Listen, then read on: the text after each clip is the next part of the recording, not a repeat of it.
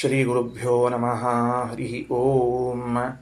ಪ್ರಾಣಾದೇರೀಶಿತಾರಂ ಪರಮಸುಖನಿಧಿಂ ಸರ್ವದೋಷವ್ಯಪೇತಂ ಸರ್ವಾಂತಸ್ಥಂ ಸುಪೂರ್ಣಂ ಪ್ರಕೃತಿಪತಿಮಜಂ ಸರ್ವಬಾಹ್ಯಂ ಸುನಿತ್ಯಂ ಸರ್ವಜ್ಞಂ ಸರ್ವಶಕ್ತಿಂ ಸುರಮುನಿಮನುಜಾದ್ಯೈಃ ಸದಾ ಸೇವ್ಯಮಾನಂ ವಿಷ್ಣುಂ ವಂದೇ ಸದಾಹಂ ಸಕಲ ಜಗದನಾದ್ಯಂತ ಮಾನಂದದಂತಂ. ಶ್ರೀ ಗುರುಭ್ಯೋ ನಮಃ ಹರಿ ಓಂ. 515ನೇ ಪುಟದಲ್ಲಿ ಯದಾಹುರ್ ಬ್ರಹ್ಮವಿಜ್ಞಾನಾತ್ ಅಂತ ಪ್ರಾರಂಭ ಆಗ್ಲಿಕ್ಕತ್ತದ. ಇದು ಯಾವ ಮಂತ್ರದ ವ್ಯಾಖ್ಯಾನ?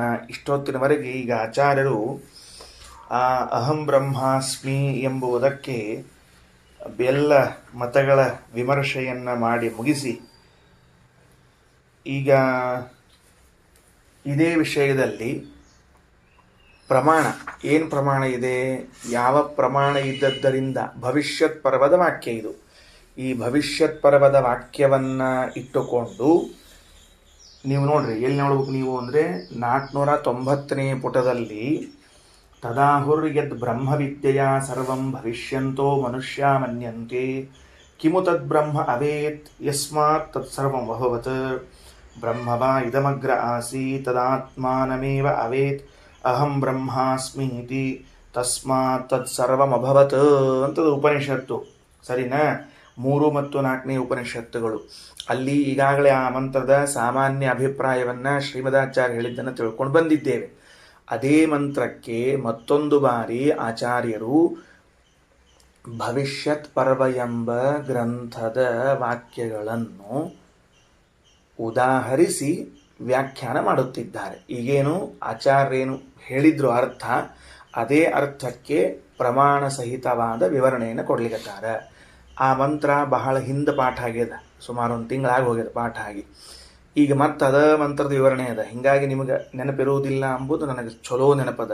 ಅದರಿಂದ ಏನು ಅಂದರೆ ಇಲ್ಲಿ ಸರಳ ಇಷ್ಟು ಹೇಳ್ಕೋತ ಹೋಗ್ಬಿಟ್ರೆ ಹೊಸ ವಿಷಯವನ್ನೇ ನೀವು ಓದಿರಿ ಅಂತ ಆಗ್ತದೆ. ಆ ತೃಪ್ತಿ ನಿಮಗೆ ಇವತ್ತಿರಲಿ, ಅದಕ್ಕೆ ನಾ ಭಂಗ ತರೋದಿಲ್ಲ.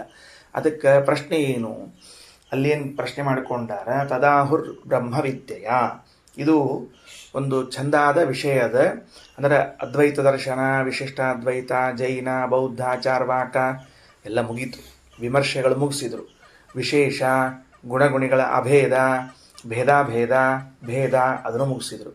ಇನ್ನು ಒಂದು ವಿಷಯವನ್ನು ಪ್ರತ್ಯೇಕ ತಗೊಂಡ್ರು. ಏನು ಪ್ರತ್ಯೇಕ ವಿಷಯದ ಅಂದರೆ, ಪ್ರತಿಯೊಬ್ಬರೂ ಕೂಡ ತಮ್ಮ ಯೋಗ್ಯತೆಗೆ ತಕ್ಕಷ್ಟು ಪರಿಪೂರ್ಣತೆಯನ್ನು ಪಡೆಯುತ್ತಾರೆ. ಇದು ಸೃಷ್ಟಿಯ ನಿಯಮ. ಏನು ಸೃಷ್ಟಿಯ ನಿಯಮ ಇದು? ಪ್ರತಿಯೊಬ್ಬರೂ ತಮ್ಮ ಯೋಗ್ಯತೆಗೆ ತಕ್ಕಷ್ಟು ಪರಿಪೂರ್ಣತೆಯನ್ನು ಪಡೆಯುತ್ತಾರೆ. ಇದು ವೇದ ಮಂತ್ರದಲ್ಲಿ ಆಳದಲ್ಲಿ ನಿಹಿತವಾದ ಇಡಲ್ಪಟ್ಟ ಒಂದು ಅರ್ಥ. ಆ 519ನೇ ಪೇಜ್ ಅಂತೇನು ಹೇಳಿದ್ದೀನಲ್ಲ, ಸಾರಿ 490, ಆ 490ನೇ ಪುಟದಲ್ಲಿ ತದಾಹುರ್ ಯದ್ ಬ್ರಹ್ಮವಿದ್ಯೆಯ ಸರ್ವಂ ಭವಿಷ್ಯಂತೋ ಮನುಷ್ಯ ಮನ್ಯಂತೆ ಕಿಮು ತದ್ ಬ್ರಹ್ಮ ಅವೇದ್ಯಸ್ಮಾತ್ ತತ್ಸರ್ವಂ ಅಭವತ್. ಈ ಶ್ರುತಿಯ ವಿವರಣೆಯನ್ನು ಕೊಡ್ಲಿಕ್ಕೆ ಹೊರಟಿದ್ದೇನೆ. ಆಚಾರ್ಯರ ವಾಕ್ಯಗಳು ಇಲ್ಲಿವೆ, ನಿಮಗೆ ಈ ಪುಟದಲ್ಲಿವೆ, ಇವತ್ತಿನ ಪಾಠದ ಪುಟದಲ್ಲಿವೆ. ಸರಿನಾ? ಹಾಗಾದರೆ ಪ್ರತಿಯೊಬ್ಬ ಜೀವಿಯೂ ಕೂಡ ತನ್ನ ಯೋಗ್ಯತೆಗೆ ತಕ್ಕಂತೆ ತಾನು ಪರಿಪೂರ್ಣನಾಗುತ್ತಾನೆ. ಇದು ಸೃಷ್ಟಿಯ ನಿಯಮ. ಯಾರೂ ಇದನ್ನು ನಾಶಪಡಿಸ್ಲಿಕ್ಕಾಗಲಿ, ಇದರ ವಿರೋಧ ಮಾಡುವುದಾಗಲಿ, ಅಥವಾ ಇದನ್ನು ವಾದದಿಂದ ಅಲ್ಲಗಳೆಯುವುದಾಗಲಿ ಸಾಧ್ಯವಾಗುವುದಿಲ್ಲ. ನಾ ಬೇಕಾದ ವಾದ ಮಾಡಬಲ್ಲೆ, ಮಾಡಿದ್ದೇನೆ ಎಂದು ಮಾತ್ರಕ್ಕೆ ಸೂರ್ಯನನ್ನು ಚಂದ್ರನನ್ನು, ಚಂದ್ರನ ಸೂರ್ಯನನ್ನು ಮಾಡಲಿಕ್ಕೆ ಆಗ್ತದ? ಆಗುವುದಿಲ್ಲವಲ್ಲ. ಹಾಗಾದರೆ ಸೃಷ್ಟಿಯಲ್ಲಿ ಯಾರ್ಯಾರು ಬಂದಾರೋ ಅವರವರು ತಮ್ಮ ತಮ್ಮ ಯೋಗ್ಯತೆಗೆ ಅನುಗುಣವಾಗಿ ಪೂರ್ಣತ್ವವನ್ನು ಹೊಂದುತ್ತಾರೆ. ಇದು ಮುಕ್ತಿಯೋಗ್ಯರಾದ ಜೀವರಾಶಿಗಳ ವಿಷಯದಲ್ಲಿ ಮಾತನಾಡ್ತಾ ಇದ್ದದ್ದು. ಅಷ್ಟನ್ನು ಮಾತ್ರ ತಿಳಿಬೇಕು. ಶಾಸ್ತ್ರವು ಸಾತ್ವಿಕ ಪ್ರಪಂಚವನ್ನು ಕುರಿತು ಹೆಚ್ಚು ಮಾತಾಡ್ತದೆ, ರಾಜಸರು ತಾಮಸರನ್ನ ಕುರಿತು ಸ್ವಲ್ಪ ಮೌನವಾಗಿರುತ್ತದೆ ಅಂತ ಭಾವಿಸ್ರಿ. ಸರಿ, ಹಾಗಾದರೆ ಇದಕ್ಕೆ ಉಪಾಯ ಏನು ಅಂತ ಮತ್ತೆ ಪ್ರಶ್ನೆ.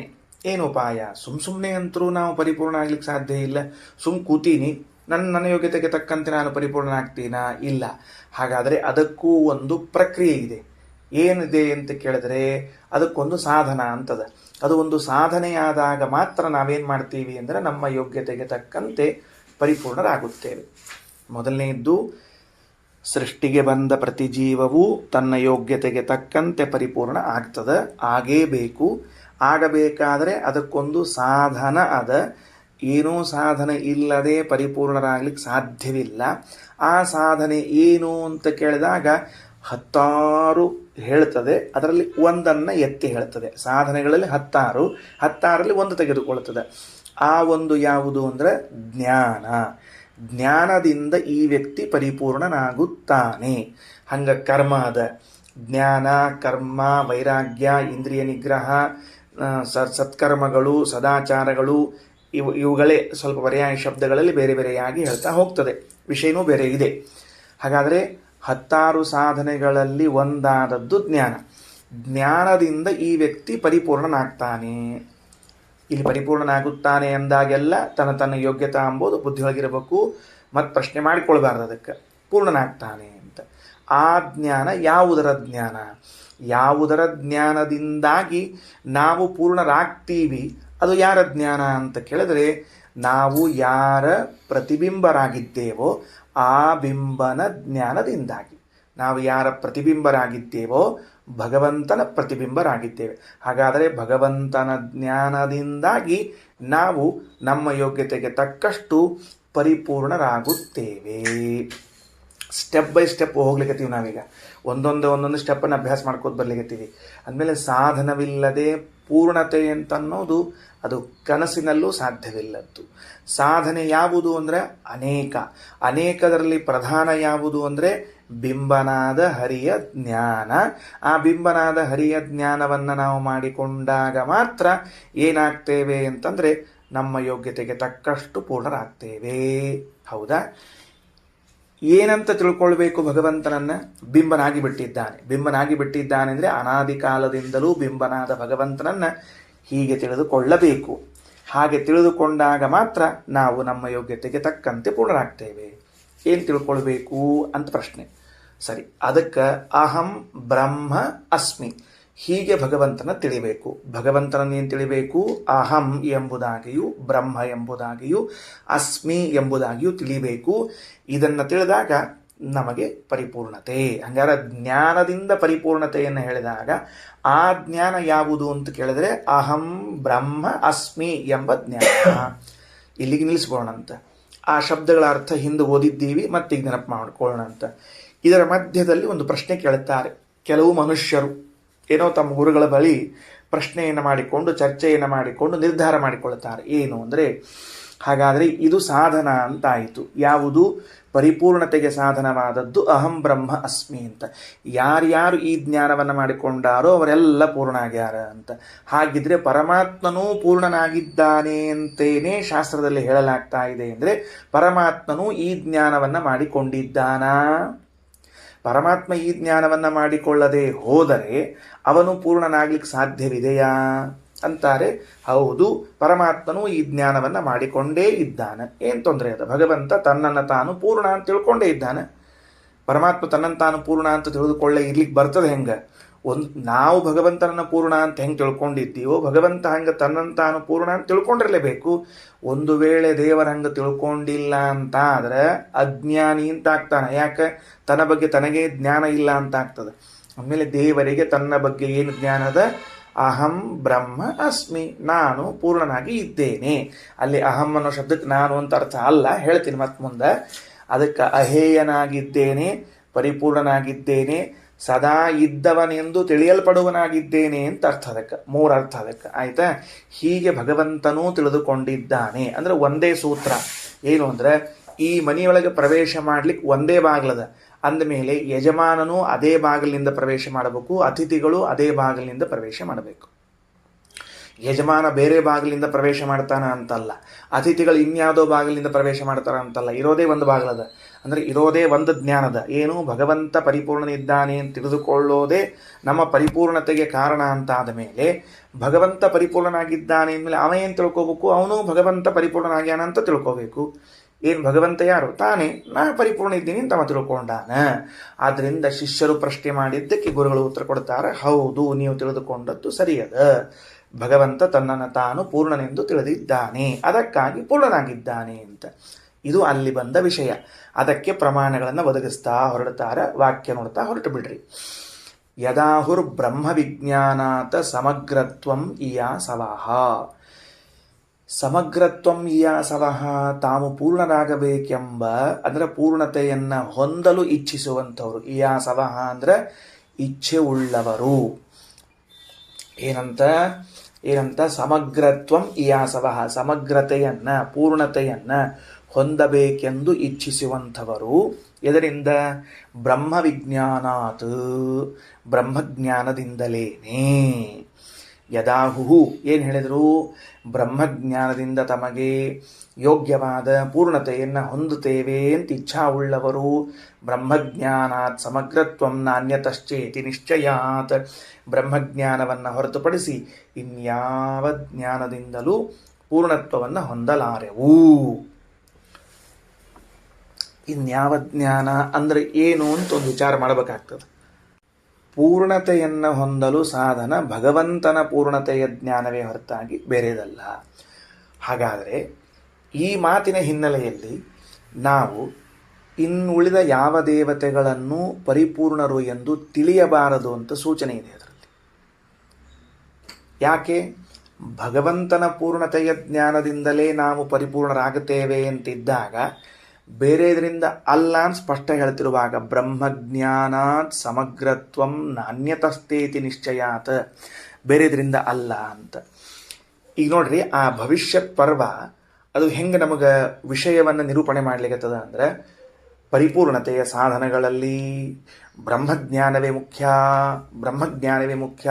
ಅವನನ್ನು ಪೂರ್ಣ ಅಂತ ತಿಳಿದುಕೊಳ್ಳೋದು ಮುಖ್ಯ, ಅದರಿಂದ ನೀವು ಪೂರ್ಣರಾಗ್ತೀರಿ ಅಂತ ಒತ್ತು ಕೊಡ್ತಿರುವಾಗ, ಇನ್ನುಳಿದವರನ್ನು ಪೂರ್ಣರೆಂದು ತಿಳಿದುಕೊಂಡ್ರೆ ನೀವು ಪೂರ್ಣರಾಗುವುದಿಲ್ಲ ಅಂತನ್ನುವಲ್ಲೂ ಭಾರ ಅದ, ಅದಕ್ಕೆ ಒತ್ತದ. ಅದಕ್ಕೆ ಇಲ್ಲದೆ ಇದ್ರ ಮೇಲೆ ಅಷ್ಟು ಭಾರ ಹಾಕಬೇಕಾಗಿಲ್ಲ. ಇದ್ರ ಮೇಲೆ ಯಾಕೆ ಭಾರ ಹಾಕ್ಲಿಕ್ಕತ್ತದ ಅಂದರೆ, ಅದರ ಮೇಲೆ ಭಾರ ಹಾಕಬೇಡ್ರಿ ಎಂಬುದಕ್ಕೆ ಹೇಳಿಕತ್ತದ. ಸರಿನಾ? ಹಾಗಿದ್ರೆ ಈಗೇನಾಯಿತು? ಅಹಂ ಬ್ರಹ್ಮಾಸ್ಮಿ ಅಂತನ್ನುವಂತಹ ವಾಕ್ಯ ಏನದ, ಇದು ಭಗವಂತನೊಬ್ಬನೇ ಪರಿಪೂರ್ಣನಾಗಿದ್ದಾನೆ ಅಂತ ಹೇಳಿ ಬಂದ ವಾಕ್ಯ ಹೊರತಾಗಿ ಇನ್ಯಾರೂ ಅದನ್ನು ಹೇಳಿದರೂ ಪರಿಪೂರ್ಣರಾಗುವುದಿಲ್ಲ. ಯಾರೂ ಹಂಗೆ ತಿಳ್ಕೊಂಡ್ರೂ ಪರಿಪೂರ್ಣರಾಗುವುದಿಲ್ಲ. ನಾನು ಅಹಂ ಬ್ರಹ್ಮಾಸ್ಮಿ ಅಂತ ತಿಳ್ಕೊಂಡೆ, ನಾ ತಿಳ್ಕೊಂಡೆ, ನೀ ಆಗೋದಿಲ್ಲ. ಯಾಕಂದ್ರೆ ನೀ ಪೂರ್ಣ ಅಲ್ಲ. ನೀ ಪೂರ್ಣ ಅಲ್ಲದೆ ಇದ್ದೊತ್ತಿನೊಳಗೆ ನೀ ಪೂರ್ಣ ಅಂತ ತಿಳ್ಕೊಂಡ್ರೆ ಮಿಥ್ಯಾ ಜ್ಞಾನ ಆಗ್ತದೆ, ಅದು ತಪ್ಪು ಜ್ಞಾನ ಆಗ್ತದೆ, ಅದರಿಂದ ಫಲ ಅನರ್ಥ ಆಗ್ತದೆ. ಅಂದಮೇಲೆ ಯಾರು ತಾವು ಪರಿಪೂರ್ಣತೆಯನ್ನು ಹೊಂದಬೇಕು ಅಂತ ಅಪೇಕ್ಷೆ ಪಟ್ಟರೋ ಆ ಎಲ್ಲ ಜ್ಞಾನಿಗಳು ಒಂದು ನಿರ್ಧಾರ ಮಾಡಿಕೊಂಡ್ರು, ಬ್ರಹ್ಮಜ್ಞಾನದಿಂದಲೇ ನಾವು ಪೂರ್ಣತೆಯನ್ನು ಹೊಂದುವರು. ಯಾಕೆ? ಅವ ನಮ್ಮ ಬಿಂಬನಾದ ಅವನ ಪೂರ್ಣತ್ವ ಜ್ಞಾನದಿಂದ ನಾವು ಪೂರ್ಣರಾಗ್ತೇವೆ, ಬೇರೆ ಇನ್ಯಾರ ಪೂರ್ಣತ್ವ ಜ್ಞಾನದಿಂದ ಅಲ್ಲ. ಯಾಕೆ? ಬೇರೆ ಇನ್ಯಾರೂ ಪೂರ್ಣರಾಗಿಯೇ ಇಲ್ಲ. ಯಾರೇ ಪೂರ್ಣರಾಗಿದ್ದರೂ ಬ್ರಹ್ಮನ ಜ್ಞಾನದಿಂದ ಪೂರ್ಣರಾಗಿದ್ದಾರೆ. ಉದಾಹರಣೆಗೆ ಲಕ್ಷ್ಮೀದೇವಿ ಪೂರ್ಣಳಾಗಿದ್ದಾಳೆ. ಎಸ್, ಅವಶ್ಯ ಪೂರ್ಣಳಾಗಿದ್ದಾಳೆ. ಹೇಗಾದ್ಲು? ಸ್ವಾಭಾವಿಕವಾಗಿ ಆದ್ಲ, ಬ್ರಹ್ಮಜ್ಞಾನದಿಂದ ಆದ್ಲ? ನಾದ್ಯ, ಸ್ವಾಭಾವಿಕವಾಗಲ್ಲ, ಬ್ರಹ್ಮಜ್ಞಾನದಿಂದ ಪೂರ್ಣ ಆಗಿದ್ದಾಳೆ. ವಾಯುದೇವರು ಬ್ರಹ್ಮದೇವರು ಪೂರ್ಣರಾದರ? ಎಸ್, ಸ್ವಾಭಾವಿಕವಾಗಿಯಾ ಬ್ರಹ್ಮಜ್ಞಾನದಿಂದ. ಓಕೆ, ಬ್ರಹ್ಮನು ಪರಿಪೂರ್ಣನಾಗಿದ್ದಾನೆ. ಹೇಗೆ ಪರಿಪೂರ್ಣನಾಗಿದ್ದಾನೆ? ತನ್ನ ಪರಿಪೂರ್ಣತೆಯ ಜ್ಞಾನವು ತನಗೆ ಸ್ವಾಭಾವಿಕವಾಗಿ ಇದ್ದದ್ದರಿಂದ, ಪರರ ಅನುಗ್ರಹದಿಂದ ಅಲ್ಲ, ಪರರ ಜ್ಞಾನದಿಂದ ಅಲ್ಲ. ಲಕ್ಷ್ಮೀದೇವಿಗೆ ಬ್ರಹ್ಮಜ್ಞಾನದಿಂದ, ವಾಯುದೇವರಿಗೆ ಬ್ರಹ್ಮಜ್ಞಾನದಿಂದ, ಬ್ರಹ್ಮನಿಗೆ ಬ್ರಹ್ಮಜ್ಞಾನದಿಂದ, ತನ್ನ ಜ್ಞಾನದಿಂದ ಹೊರತಾಗಿ ಇನ್ಯಾರ ಜ್ಞಾನದಿಂದಲೂ ಅಲ್ಲ. ಇದು ವಿಷಯ ಹೊರಟಿದೆ. ಈಗಿನ ವಾಕ್ಯವನ್ನು ರಪ್ಪ ರಪ ಓದ್ಕೋತ ಹೋಗೋದು, ಮಧ್ಯದಲ್ಲಿ ನಿಲ್ಲೋ ಹಂಗಿಲ್ಲ. ಯದಾಹುರ್ ಬ್ರಹ್ಮ ವಿಜ್ಞಾನಾತ್ ಸಮಗ್ರತ್ವಂ ಇಯಾಸವಃ, ಬ್ರಹ್ಮಜ್ಞಾನಾತ್ ಸಮಗ್ರತ್ವಂ ನಾನ್ಯತಶ್ಚೇತಿ ನಿಶ್ಚಯಾತ್ ತತ್ರ ಕೇಚಿನ್ ಮನುಷ್ಯ ಮನ್ಯಂತೆ ಬ್ರಹ್ಮ ಕಿಮ್ಮತೆ ಹೇ. ಏನು ಹೇಳಿದರು, ಬ್ರಹ್ಮನ ವಿಜ್ಞಾನದಿಂದ ಸಮಗ್ರತ್ವವನ್ನು ಪಡಿತೇವೆ ಅಂತ ತಿಳಿದುಕೊಂಡು ಹೊರಟವರು ಬ್ರಹ್ಮಜ್ಞಾನವೇ ನಮ್ಮ ಪೂರ್ಣತೆಗೆ ಕಾರಣ, ಬೇರೆದರಲ್ಲ. ತತ್ರ ಈ ವಿಷಯದಲ್ಲಿ ಕೇಚಿನ್ ಮನುಷ್ಯ, ಕೆಲವು ಮನುಷ್ಯರು ಮನ್ಯಂತೆ ಹೀಗೆ ತಿಳಿತಾರೆ. ಬ್ರಹ್ಮ ಕಿಮ್ಮತೆ, ಭಗವಂತ ಏನು ಜ್ಞಾನ ಮಾಡಿಕೊಂಡ, ಬ್ರಹ್ಮ ಪರಮಾತ್ಮನು ಕಿಮ್ಮತೆ, ಮತಿ ಅಂದರೆ ಜ್ಞಾನ, ಕಿಮ್ಮತೆಗೆ ಏನು ಜ್ಞಾನ ಮಾಡಿಕೊಂಡ ಬರ್ಕೊಳ್ರಿ. ಮತೇಹೆ, ಆ ಕಿಮ್ಮತೇಹೆ ಅಂತ ಅನ್ನೋ ಶಬ್ದಾರ್ಥ ತಿಳಿಯಂಗಿಲ್ಲ. ಕಿಂ ಬಾಜು ಪಮ ಹಾಕೋಬೇಕು, ಮತೇಹೆ ಎಂಬುದಕ್ಕೆ ಬರ್ಕೋಬೇಕು. ಮತೇಹೆ ಅಂದರೆ ಜ್ಞಾನದಿಂದ. ಯಾವ ಜ್ಞಾನದಿಂದ? ಸಮಗ್ರ ಭಾವ ಮಗವತ್, ಅವನು ಪೂರ್ಣನಾದ. ಇತಿ ಬ್ರೂಯಾಚ್ಚ ತಾನಿತಿ, ಹೀಗೆ ಪ್ರಶ್ನಿಸಿದಾಗ ತಾನ್ ಇತಿ ಬ್ರೂಯಾತ್, ಅವರಿಗೆ ಹೀಗೆ ಉತ್ತರವನ್ನು ಕೊಡಬೇಕು. ಅರ್ಥಾತ್ ಗುರುಗಳು ಕೊಡ್ತಾರೆ. ಬ್ರಹ್ಮಾಪಿ ಸರ್ವದಾ ಆತ್ಮಾನಂ ಅಹೇಯಂ ಗೃಣಬೃಂಹಿತಂ ಸರ್ವದಾ ಅಸ್ತೀತಿ ಮೇಯಂಚ ವಿಜಾನಾತಿ ತಥೈವತು. ಬ್ರಹ್ಮಾಪಿ, ಪರಮಾತ್ಮನೂ ಕೂಡ, ಸರ್ವದಾ ಯಾವಾಗಲೂ, ಆತ್ಮಾನಂ ತನ್ನನ್ನು, ಅಹೇಯಂ ಬಿಡಲಾಗದವನು, ನಾನು ಯಾರಿಂದಲೂ ತ್ಯಾಗ ಮಾಡಲಿಕ್ಕೆ ಸಾಧ್ಯ ಇಲ್ಲದೆ ಇದ್ದವನು, ನಾನು ತ್ಯಾಗಕ್ಕೆ ವಿಷಯನಲ್ಲ. ಈ ಜಗತ್ತು ಎಲ್ಲರಿಂದಲೂ ತ್ಯಾಗಕ್ಕೆ ವಿಷಯ, ದೋಷಗಳು ತ್ಯಾಗಕ್ಕೆ ವಿಷಯ, ದುರಾಸೆಗಳು ತ್ಯಾಗಕ್ಕೆ ವಿಷಯ. ಬ್ರಹ್ಮ ತ್ಯಾಗ ವಿಷಯನಲ್ಲ. ಅದಕ್ಕಾಗಿ ಅವನು ಅಹೇಯ. ಹೇಯ ಅಂದರೆ ಥುಥು ಛೆಛೆ ಅಂತನ್ನುವುದು. ಪರಮಾತ್ಮ ಎಂದೂ ಹಾಗಾಗಿಲ್ಲ. ಆದ್ದರಿಂದ ಅವನು ಅಹೇಯ. ಮತ್ತೆ ಬ್ರಹ್ಮ ಗುಣಬ್ರಹ್ಮಿತಂ, ಮತ್ತು ಅಸ್ಮಿ ಸರ್ವದಾ ಅಸ್ತಿ ಇತಿ ಮೇಯಂ, ಯಾವಾಗಲೂ ಇದ್ದೇನೆ ಎಂದು ತಿಳಿಯಲ್ಪಡಬೇಕಾದವನು. ಇತಿಚ ವಿಜಾನಾತಿ, ಹೀಗೆ ತಿಳ್ಕೊಳ್ತಾನೆ. ತಥೈವತು ವಿಜಾನಾತಿ, ಹಾಗೆಯೇ ತಿಳಿದುಕೊಂಡಿದ್ದಾನೆ. ಅತಏವ ಸಮಗ್ರತ್ವಂ ಸ್ವತಃ ಏವಾಸ್ಯ ಸರ್ವದಾ, ಆದ್ದರಿಂದಲೇ ಪೂರ್ಣತ್ವ. ಇಲ್ಲಿ ಸಮಗ್ರತ್ವಂ ಅನ್ನೋ ಶಬ್ದಕ್ಕೆ ಪೂರ್ಣತ್ವಂ ಅನ್ನೋ ಅರ್ಥ ತಿಳ್ಕೊಳ್ರಿ. ಪೂರ್ಣತ್ವಂ ಸ್ವತಃ ಏವಾಸ್ಯ ಸರ್ವದಾ, ಸ್ವಾಭಾವಿಕವಾಗಿಯೇ ಪರಮಾತ್ಮನಿಗೆ ಇದೆ. ಅದಕ್ಕೆ ನಾಗಲೇ ಹೇಳಿದೆ, ಉಳಿದವರಿಗೆಲ್ಲ ಬ್ರಹ್ಮಜ್ಞಾನದಿಂದ, ಬ್ರಹ್ಮನ ಅನುಗ್ರಹದಿಂದ, ಪರಮಾತ್ಮನಿಗೆ ಸ್ವತಃ ಸ್ವಾಭಾವಿಕವಾಗಿ. ತದ ಅಹೇಯಂ ಪರಂ ಬ್ರಹ್ಮ ಯೋ ವೇದ್ ಗುಣಬ್ರಹ್ಮಿತಂ ಸರ್ವದಾ ಅಸ್ತೀತಿ ಮೇಯಂಚ ಸಸಯಾತಿ ಸಮಗ್ರತಾಂ. ಯಾರ್ಯಾರು ಹೀಗೆ ಪರಮಾತ್ಮನೂ ಅಹೇಯನಾಗಿದ್ದಾನೆ, ಯಾತ್ರಕ್ಕೆ ಹೋಗಿದ್ರಿ, ಗಯಾಕ್ಕೆ ಹೋಗಿ ಬಂದ್ರ ಅಂತ ಕೇಳ್ತಾರೆ ಪಾಪ ಕೆಲವರು. ಓ, ಯಾತ್ರೆಯಲ್ಲಿ ಗಯಾ ಯಾತ್ರೆ ಮಾಡಿಕೊಂಡು ಬಂದೇ ಬಿಟ್ವಿ, ಯಾಕೆ ಮಾಡದೇ ಇದ್ರೆ ಯಾತ್ರೆ ಪೂರ್ಣ ಆಗೋದಿಲ್ವಲ್ಲ. ಸರಿ, ಗಯಾದಲ್ಲಿ ಏನು ಬಿಟ್ಟು ಬಂದ್ರಿ ಅಂತ ಕೇಳಿದ್ರಂತೆ. ಯಾಕಂದ್ರೆ ಗಯಾಕ್ಕೆ ಹೋದಾಗ ಬಿಟ್ಟು ಬರಬೇಕು ಅಂತ ನಿಯಮ, ಬದರಿ ಒಳಗಲ್ಲ. ಮತ್ತು ನಾವೆಲ್ಲರೂ ಊಟಕ್ಕೆ ಕೂತಾಗ ನಮಗೆ ಬೇಡಾದ ವಸ್ತು ಹಾಕ್ಲಿಕ್ಕತ್ರ ತಕ್ಷಣ ಹೇಳ್ತೀವಿ ನಾವು ಬದರಿ ಒಳಗೆ ಬಿಟ್ಟು ಬಂದೀವಿ ಅಂತ ತಿಳ್ಕೊಂಡು. ಇದೇ ಮೊದಲನೇದು ತಪ್ಪು ವಾಕ್ಯ. ಬಿಟ್ಟು ಬರಬೇಕಾದದ್ದು ಎಲ್ಲಿ? ಗಯಾ ಕ್ಷೇತ್ರದಲ್ಲಿ ಬಿಟ್ಟು ಬರಬೇಕು. ಅದರಲ್ಲೂ ಕೂಡ ವಿಷ್ಣುಪಾದ ಹತ್ರ ಅಲ್ಲ, ಮತ್ತು ಅಲ್ಲಿ ಅಕ್ಷಯ ವಟವೃಕ್ಷ ಅಂತದ. ಆ ಅಕ್ಷಯ ವಟವೃಕ್ಷದ ಬಳಿ ನಮಗೆ ಅತ್ಯಂತ ಪ್ರಿಯವಾದ ವಸ್ತು ಯಾವುದೋ, ಕೆಲವರು ಸಿಹಿಯನ್ನು, ಕೆಲವರಿಗೆ ಖಾರವನ್ನು, ಕೆಲವರಿಗೆ ವ್ಯಂಜನವನ್ನು, ಕೆಲವರಿಗೆ ಸೂಪವನ್ನು, ಹೀಗೆಲ್ಲ ಬಿಟ್ಟು ಬಂದಿರ್ತಾರೆ. ಕೆಲವರು ಬರುವಾಗ ಅಲ್ಲೇ ಬಿಟ್ಬಿಡ್ರಿ, ಇದನ್ನ ಮುಂದೆ ತೊಗೊಂಡು ಹೋಗ್ಬೇಡ್ರಿ, ಮತ್ತೆ ಮನ್ಯಾಗ ದೊಡ್ಡ ಕತ್ತಿ ಆದಿತ್ತೆಲ್ಲ, ಅದಕ್ಕೆ ಅಲ್ಲೇ ಬಿಟ್ಬಿಡ್ರಿ. ಅದಕ್ಕೆ ಕೆಲವರು ತಮಗೆ ಪ್ರಿಯವಾದ ವಸ್ತುವನ್ನು ಬಿಟ್ಟು ಬರ್ತಿರ್ತಾರೆ.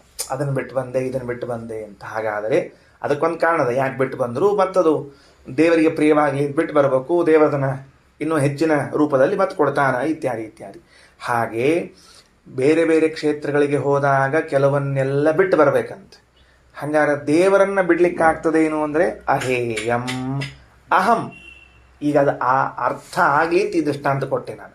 ಯಾವ್ದು ಅರ್ಥ ಆಗಲಿ ಅಂತ ತಿಳ್ಕೊಂಡು ಅಲ್ಲಿ ಆ ಕ್ಷೇತ್ರಕ್ಕೆ ಹೋದಾಗ ಕೆಲವರು ಕೋಪವನ್ನು ಬಿಟ್ಟು ಬಂದರು, ಕೆಲವರು ಕ್ರೋಧವನ್ನು ಬಿಟ್ಟು ಬಂದರು, ಕೆಲವರು ದುರಾಸೆಯನ್ನು ಬಿಟ್ಟು ಬಂದರು ಅಂತ. ಹಿಂಗೆ ಕ್ಷೇತ್ರಕ್ಕೆ ಹೋದಾಗ ಕೆಲವು ದುರ್ಗುಣಗಳನ್ನು ಬಿಟ್ಟು ಬರಬೇಕಾಗ್ತಾ ಇರ್ತದೆ ರೀ. ಹಂಗೆ ದುರ್ಗುಣಗಳನ್ನು ಬಿಟ್ಟು ಬಂದಂತೆ ವ್ಯತಿರೇಕೇಣ ಹೆಂಗೆ ದುರ್ಗುಣಗಳನ್ನು ಬಿಡ್ತೀವಿ, ಹಂಗೆ ಪರಮಾತ್ಮನನ್ನೇನಾದರೂ ಬಿಡ್ಲಿಕ್ಕೆ ಬರ್ತದೇನು ಅಂದರೆ ಬರುವುದಿಲ್ಲ. ತಿನ್ನುವ ಪದಾರ್ಥವನ್ನು ಬಿಟ್ಟು ಬರ್ತೀವಿ, ಹಂಗೆ ಬಿಡ್ಲಿಕ್ಕೆ ಬರ್ತೇನು ಅಂದರೆ ಬರುವುದಿಲ್ಲ. ಪರಮಾತ್ಮ ಅಹೇಯನಾಗಿದ್ದಾನೆ. ಸರಿ, ಮುಂದೆ ಅದಕ್ಕೆ ತದ ಅಹೇಯಂ ಪರಂ ಬ್ರಹ್ಮ ಯೋ ಯೋ ವೇದ ಗುಣಬ್ರಹ್ಮಿತಂ. ಬರೇ ಅಹೇಯನಾಗಿದ್ದಾನೆ ಅಂತಲ್ಲ, ಗುಣಬ್ರಹ್ಮಿತನಾಗಿದ್ದಾನೆ. ಗುಣಗಳಿಂದ ಬ್ರಹ್ಮಿತ ಅಂದ್ರೇನು? ತುಂಬಿದ್ದು ಅಂತ ಅರ್ಥ. ಬರೆದಿಟ್ಕೊಳ್ರಿ, ಬ್ರಹ್ಮಿತಂ ಅಂದರೆ ತುಂಬಿದ್ದು. ಹಾಗಾಗಿಯೇ ಅವನಿಗೆ ಬ್ರಹ್ಮ ಎಂದು ಹೆಸರು. ಗುಣಗಳಿಂದ ತುಂಬಿದವನಾದ್ದದಕ್ಕೆ ಬ್ರಹ್ಮ ಅಂತ ಹೆಸರು. ಅಸ್ಮಿ ಅನ್ನೋದಕ್ಕೇನು? ಸರ್ವದಾ ಅಸ್ತಿ ಇತಿ ಮೇಯಂ, ಯಾವಾಗಲೂ ಪರಮಾತ್ಮನು ಇದ್ದವನು ಎಂದೇ ತಿಳಿಯಬೇಕು. ಯಾರು ಹೀಗೆ ತಿಳಿತಾರೋ ಸಸಯಾತಿ ಸಮಗ್ರತಾಂ, ಅವನು ಸಮಗ್ರತೆಯನ್ನು ಹೊಂದುತ್ತಾನ. ಸರಿ, ಮುಂದೆ ಕೆಳಗೆ ಹೋಗೋಣ ಅಂತೀನಿ. ಇಷ್ಟು ವಿಷಯ ತಿಳಿದುಬಿಟ್ಟದ. ಮುಖ್ಯಂ ಸಮಗ್ರಂ ತದ್ಬ್ರಹ್ಮ ಜ್ಞಾನಸ್ಯಾಪಿ ಸಮಗ್ರತಃ. ಮುಖ್ಯವಾಗಿ ಸಮಗ್ರತೆಯನ್ನು ಪರಮಾತ್ಮ ಹೊಂದಿದ್ದಾನೆ. ಯಾಕ? ಅವನಿಗೆ ಮುಖ್ಯವಾಗಿ ತನ್ನ ಬಗ್ಗೆ ಪೂರ್ಣತೆಯ ಜ್ಞಾನ ಅದ. ಮುಖ್ಯಂ ಸಮಗ್ರಂ ತದ್ ಬ್ರಹ್ಮ, ಮುಖ್ಯವಾದ ಪೂರ್ಣತೆಯನ್ನು ಹೊಂದಿದವನು ಆ ಬ್ರಹ್ಮ. ಕಾರಣ ಸಮಗ್ರ ಜ್ಞಾನಸ್ಯಾಪಿ ಸಮಗ್ರತಃ, ಪೂರ್ಣ ಜ್ಞಾನ ಅದ. ಸಮಗ್ರತಃ ಜ್ಞಾನಸ್ಯ, ಎಷ್ಟು ಪೂರ್ಣ ಜ್ಞಾನದ ಭಗವಂತನಿಗೆ ಅಂದರೆ ಅವನಿಗೆ ಎಷ್ಟು ಪೂರ್ಣ ಜ್ಞಾನ ಅದನೋ ಅಷ್ಟು ಪೂರ್ಣತ್ವವನ್ನು ಅವನು ಹೊಂದಿದ್ದಾನೆ. ಅಂದರೆ ಪೂರ್ಣ ಜ್ಞಾನ ಇದರಿಂದ ಪೂರ್ಣವಾಗಿ ಹೊಂದಿಬಿಟ್ಟಾನ. ಇನ್ನು ಕಿಂಚಿತ್ ಸಮಗ್ರತಾಂ ದೇವಾಹ, ದೇವತೆಗಳು ಸ್ವಲ್ಪ ಪೂರ್ಣತೆ ಅವನಿಗಿಂತ ಸ್ವಲ್ಪ ಕಡಿಮೆ. ತೇಷಾಂ ಜ್ಞಾನಂ ಹಿ ತಾದೃಶಂ, ಇಲ್ಲಿ ಕಾರ್ಯಕಾರಣ ಭಾವವನ್ನು ಗಮನಿಸ್ಬೇಕು ನಾವು. ಯಾರಿಗೆ ಎಷ್ಟು ಜ್ಞಾನ ಅದನೋ ಅಷ್ಟು ಪೂರ್ಣತ್ವವನ್ನು ಹೊಂದುತ್ತಾರೆ. ಪರಮಾತ್ಮನಿಗೆ ಪೂರ್ಣ ಜ್ಞಾನದ ಪೂರ್ಣತ್ವವನ್ನು ಹೊಂದ್ಯಾರ. ದೇವತೆಗಳಿಗೆ ಸ್ವಲ್ಪ ಪೂರ್ಣತ್ವ ಅದ. ಯಾಕೆ? ಸ್ವಲ್ಪ ಜ್ಞಾನ ಅದ. ಇನ್ನು ಆಪುಹು ತಥೋ ಅಧಮಾಂ ಜ್ಞಾನ ತಾದೃಕ್ತ್ವ ಋಷಯೋಪಿತು, ಋಷಿಗಳು ಅವರಿಗಿಂತ ಕಡಿಮೆಯ ಪೂರ್ಣತ್ವವನ್ನು ಹೊಂದ್ಯಾರ. ಯಾಕೆ? ಅವರಿಗೆ ಅಷ್ಟು ಜ್ಞಾನ ಅದ. ಹಾಗಾದರೆ ಜ್ಞಾನ ಇದು ಕಾರಣ, ಪೂರ್ಣತೆ ಇದು ಕಾರ್ಯ. ಜ್ಞಾನ ಇದು ಕಾರಣ, ಪೂರ್ಣತೆ ಇದು ಫಲ. ನನಗೆ ಎಷ್ಟು ಜ್ಞಾನದ ಅಷ್ಟು ಪೂರ್ಣತ್ವವನ್ನು ನಾನು ಹೊಂದುತ್ತೀನಿ. ಋಷಿಗಳಿಗೆ ಎಷ್ಟು ಜ್ಞಾನದೋ ಅಷ್ಟು ಪೂರ್ಣತ್ವವನ್ನು ಅವರು ಹೊಂದಿದ್ದಾರೆ. ದೇವತೆಗಳಿಗೆ ಎಷ್ಟು ಜ್ಞಾನದೋ ಅವರು ಅಷ್ಟು ಪೂರ್ಣತೆಯನ್ನು ಹೊಂದಿದ್ದಾರೆ. ಪರಮಾತ್ಮನಿಗೆ ಪೂರ್ಣವಾದ ಜ್ಞಾನದ ಪೂರ್ಣತ್ವವನ್ನು ಹೊಂದಿದ್ದಾನೆ. ಅಂದರೆ ಈಗ ತಾರತಮ್ಯಕ್ಕೆ ಮತ್ತೊಂದು ಸೂತ್ರ ಸಿಕ್ತು ನಮಗೆ. ತಾರತಮ್ಯಕ್ಕೆ ಮತ್ತೊಂದು ಸೂತ್ರ ಸಿಕ್ತು. ಇವ ಉತ್ತಮ, ಇವ ಅಧಮ. ಯಾಕ? ಅವನ ಜ್ಞಾನ ಕಾರಣ, ಬೇರೆ ಇನ್ನೇನಿಲ್ಲ.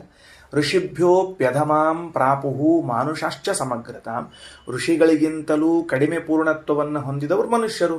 ಯಾಕ? ಅಷ್ಟು ತಲೆಯದವರಿಗೆ. ಅಹೇಯಂಚ ಗುಣೈಃ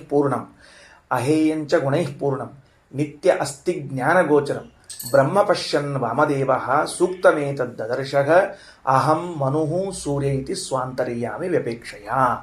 ಈ ವಿಷಯದಲ್ಲಿ ಒಂದು ದೃಷ್ಟಾಂತ ಕೊಡ್ರಿ ನಮಗೆ. ಏನು? ಯಾರಾದರೂ ಒಬ್ಬರು ಹೀಗೆ ತಿಳಿದುಕೊಂಡು ಪೂರ್ಣರಾದದಕ್ಕೆ ದೃಷ್ಟಾಂತ ಕೊಡ್ರಿ ನಮ್ಗೆ ನೋಡಂತ. ಬರೇ ವಿಷಯ ನಿರೂಪಣೆ ಮಾಡಿಬಿಟ್ರಿ. ಹಂಗೆ ತಿಳ್ಕೊಂಡ್ರೆ ಹಿಂಗಾಗ್ತದೆ, ಹಿಂಗೆ ತಿಳ್ಕೊಂಡವ್ರು ಹಿಂಗಾಗ್ಯಾರ, ಇವ್ರಿಗಿಂತ ಇವ್ರು ಕಡಿಮೆ ತಿಳ್ಕೊಂಡಾರ. ಒಬ್ಬರು ಯಾರಾದರೂ ತೋರಿಸಿ ನೋಡಂತಂದ್ರೆ ಋಗ್ವೇದ ಮಂಡಲದಲ್ಲಿನ 3ನೇ ಅಧ್ಯಾಯದ 6ನೇ ಸೂಕ್ತದ 15ನೇ ಮಂತ್ರ. ಆ ಮಂತ್ರ ಯಾವುದು? ವಾಮದೇವ ಋಷಿ ಅಂತ ಒಬ್ಬ ಋಷಿಗಳು, ಹಿಂದಕ್ಕೆ ಬರ್ಸಿದ್ದೀನಿ, ಹಿಂದಕ್ಕಾಗ್ಯದ ಈಗಾಗಲೇ, ಅದಕ್ಕೆ ಸುಮ್ಮನೆ ಕೇಳ್ಕೊಳ್ಳೋದು. ಈಗ ವಾಮದೇವರೆಂಬ ಋಷಿಗಳು ತಾವು ಹೀಗೆ ಭಗವಂತನನ್ನು ಏನು ತಿಳ್ಕೊಂಡವರು? ಅಹಂ ಬ್ರಹ್ಮ ಅಸ್ಮಿ, ಅಹೇಯನಾಗಿದ್ದಾನೆ, ಪರಿಪೂರ್ಣನಾಗಿದ್ದಾನೆ, ಯಾವಾಗಲೂ ಇದ್ದವನು ಎಂದು ತಿಳಿಯಲ್ಪಡುವನಾಗಿದ್ದಾನೆ ಅಂತ ತಾವು ಜ್ಞಾನ ಮಾಡಿಕೊಂಡದ್ದರಿಂದಲೇ ತಮ್ಮ ಯೋಗ್ಯತೆಗೆ ತಕ್ಕಷ್ಟು ಪರಿಪೂರ್ಣರಾಗಿದ್ದಾರೆ.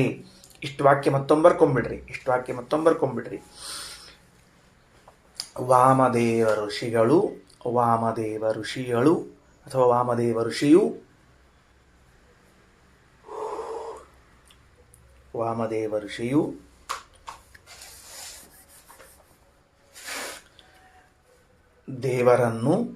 ದೇವರನ್ನು ಅಹೇಯನಾದವನು, ಗುಣಪೂರ್ಣನಾದವನು,